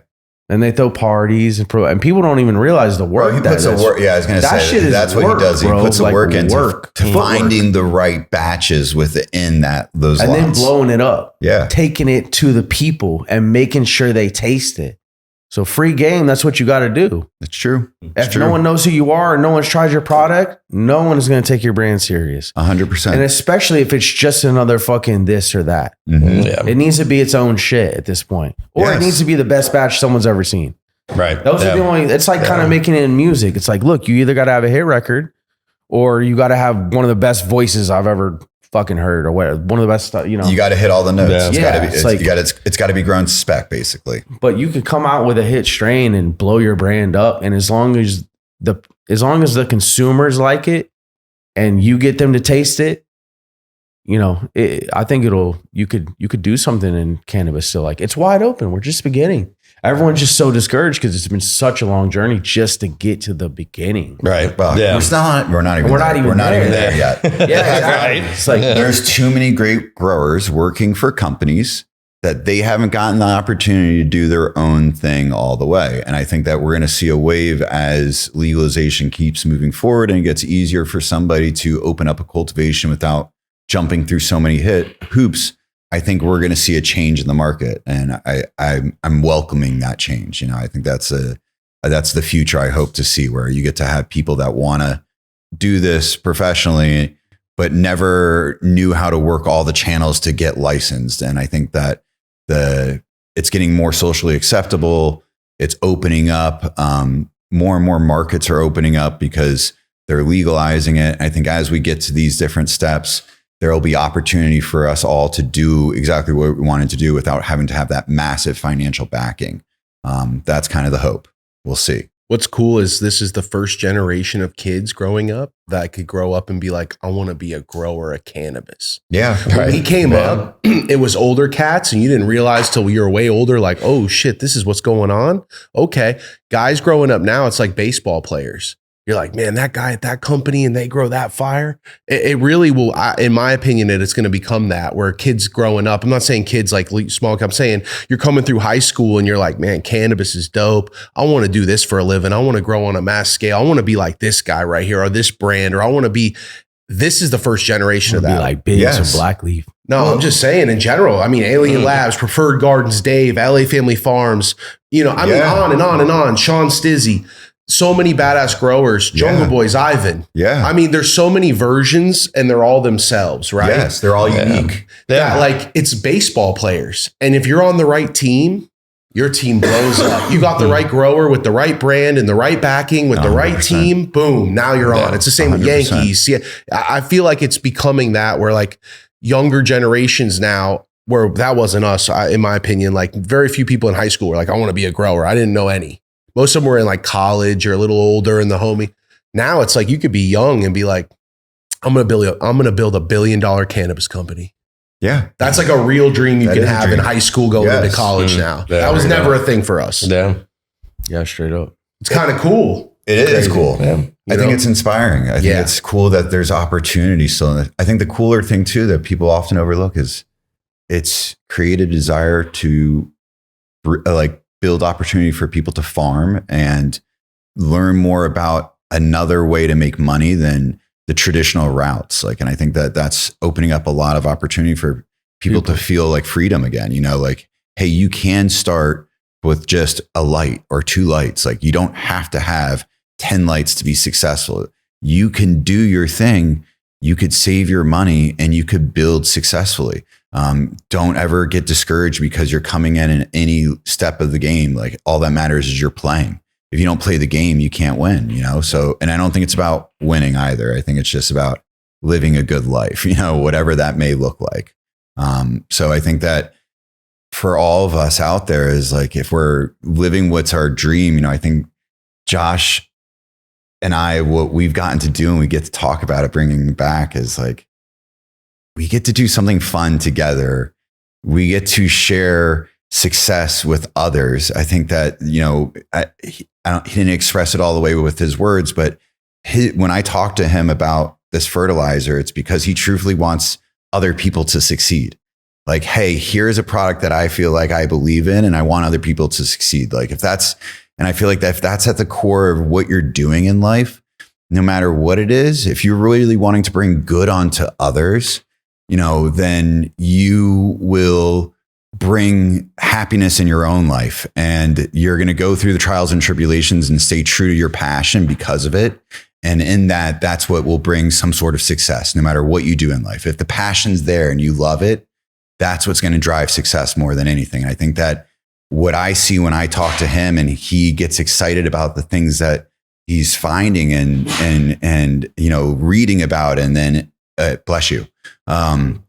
Then like actually applying, it's fun to be a part of that and get involved with it. And I think that's like what we share in a circle of all of us, you know, the fact that we knew each other, you know, for so long. Like it's not like just a little stint in time. It's been an ongoing thing, and we're all kind of coming back to those networks once again because of, you know, the trust and the understanding and the true desire that we're not saying we're right. And I will say always, like, we're not right on 100% of everything we're doing. We're learning every day. And if you could prove to me that this is what creates one result and we could repeat it time and time again, and that's how consistent your results are, come, let's socialize. Like, let's share. Like, I'm an open book. I'll share what I'm doing and I'll tell you exactly how we're getting there if you're going to do the same thing. And then hopefully we could try it at both of our facilities and see, does it get the same results? And if it does, then we're on to something. But, you know, if we don't share and we're not like helping each other out and wanting each other to succeed and keeping some sort of uniqueness, you know, the genetics and other things like that to ourselves, and not just like seeing somebody else doing it and say, all right, I'm going to change everything that I do because I saw this person doing it. You'll never perfect. That's like fishing. You know, you're like somebody catches fish, you drive up, fish right next to him. Like, all right, that guy moves over to where you were. And then like, oh, boom, there's a catch, walks back over. You're like, all right, you're never going to catch a fish if you're always moving. But if you stay within what you're good at, like that's what drives it. And if you're willing to help one another out, get there, it's never going to take from your success. It's only going to assist it. That's my opinion. I believe it. I mean, that's how it is. That is what it is, man. What's the future look like for JR Croptech? What's next for you guys? I don't know. Nothing. Honestly, I want to have another child. That's like something on my horizon. Congrats, it's amazing. I want to travel a little bit more. Yeah. That's on the horizon for JR Croptech. Like Josh has kids. Other countries and get into other countries with our fertilizer, yeah. but enjoy life. Like, yeah, dude, let it grow the right way. Grow what we've been doing by actually helping other people get better. And then they tell their friends like, oh, hey, these guys helped us out. And then we get to go help those guys out. And then we keep going, you know, that's how we've grown so far. So to get where we are now and the fertilizer is doing pretty well just by that. People, you know, start using it and they're like, oh, I like that. And then their buddy comes over. Oh, how'd you grow that? Oh, I was using this. Oh, I'll try it too. You know, that's how I like it to grow. I don't want to spend a bunch of marketing dollars to have this big flashy release when nobody had tried it yet or anything, you know, like let it grow at least a little bit first before we spend any money on marketing. I think what we care about, here's something that I did. You want to try it? You know, I think what we care about is just organic growth because we want to enjoy life. Like, Josh, if you know him, he spends too much for a living. So much time with his kids. He's a great father. He was an inspiration to me when I was going to have kids. Because I've gotten to be around a lot of good dads, which is great. So like you get inspired to want to have kids and be a part of that. And I think that as we look at what we've done with JR Croptech, we didn't open it because we wanted to become millionaires. We opened it because we wanted to live a good life and share what we're doing with others. And if there's a way that we could win together, by all means, let's do it. You know, like that's what I think. That's why we do consulting and we we're selling the fertilizer now just to help people as much as they need it for getting their operation into a way they can be profitable and keep going, you know, so they can keep trying out the new thing and keep trying this, you know. If somebody watching right now needed you guys to come through and consult, what's the best way to reach out, get with you? DM us. Our website has our phone numbers. Like we're available. Give them your info. Give them. Yeah, website's just jrcroptech.com, and I think there's a contact. Yeah, there's a contact information like that. I mean, everybody has my phone number anyway, 760-638-0385. I've had it forever. There you go. That number's out there like crazy, bro. Like that's just going to cost you right there. Bleep him out and then they get that on the picture. Nah. Yeah. But I mean, our information's out there so far. Nah, for sure. You can search me Ramsey Nubani. Like, mine's Josh. We're not really _Newlinger. Yeah. I don't have much creativity in making up names. What's JR Croptech is Josh Ramsey. What's your Instagrams? Croptech, my name. So Ramsey Nubani. At Ramsey Nubani. RAMSEYNUBANI. Yep. I was a spelling bee champion. What was there? There you go. Josh _Newlinger. Yeah. Okay, Josh is NEULINGER. Okay, easy enough. Yeah. I could have tagged that but, one too. I mean, we're easy to access. If you don't have followers, by the way, on Instagram, you're not getting accepted at this point. Like, so if you have just an account just to like bullshit around, troll, you're not getting accepted. Oh, you mean like post or whatever? I've been like making an effort now to go through every fucking one because there's some assholes out there. If you follow me because you actually want to enjoy and work together. Like, don't follow me because you want to see what I'm doing. The grass is just as green on your side. Like, like, please, like, it's beautiful looking, you know, but if you want to follow us and you want to join like what we're doing and be a part of it, by all means, come out there. Like, we're here. Like, we want to have fun with everybody. We want to win together. So if you want to ask questions on, you know, we're pretty much an open book, especially me. I tend to answer every question I get. Sometimes I spend way too much time on it, but but I mean, we're out. We have lives, so don't get upset if we don't answer right away.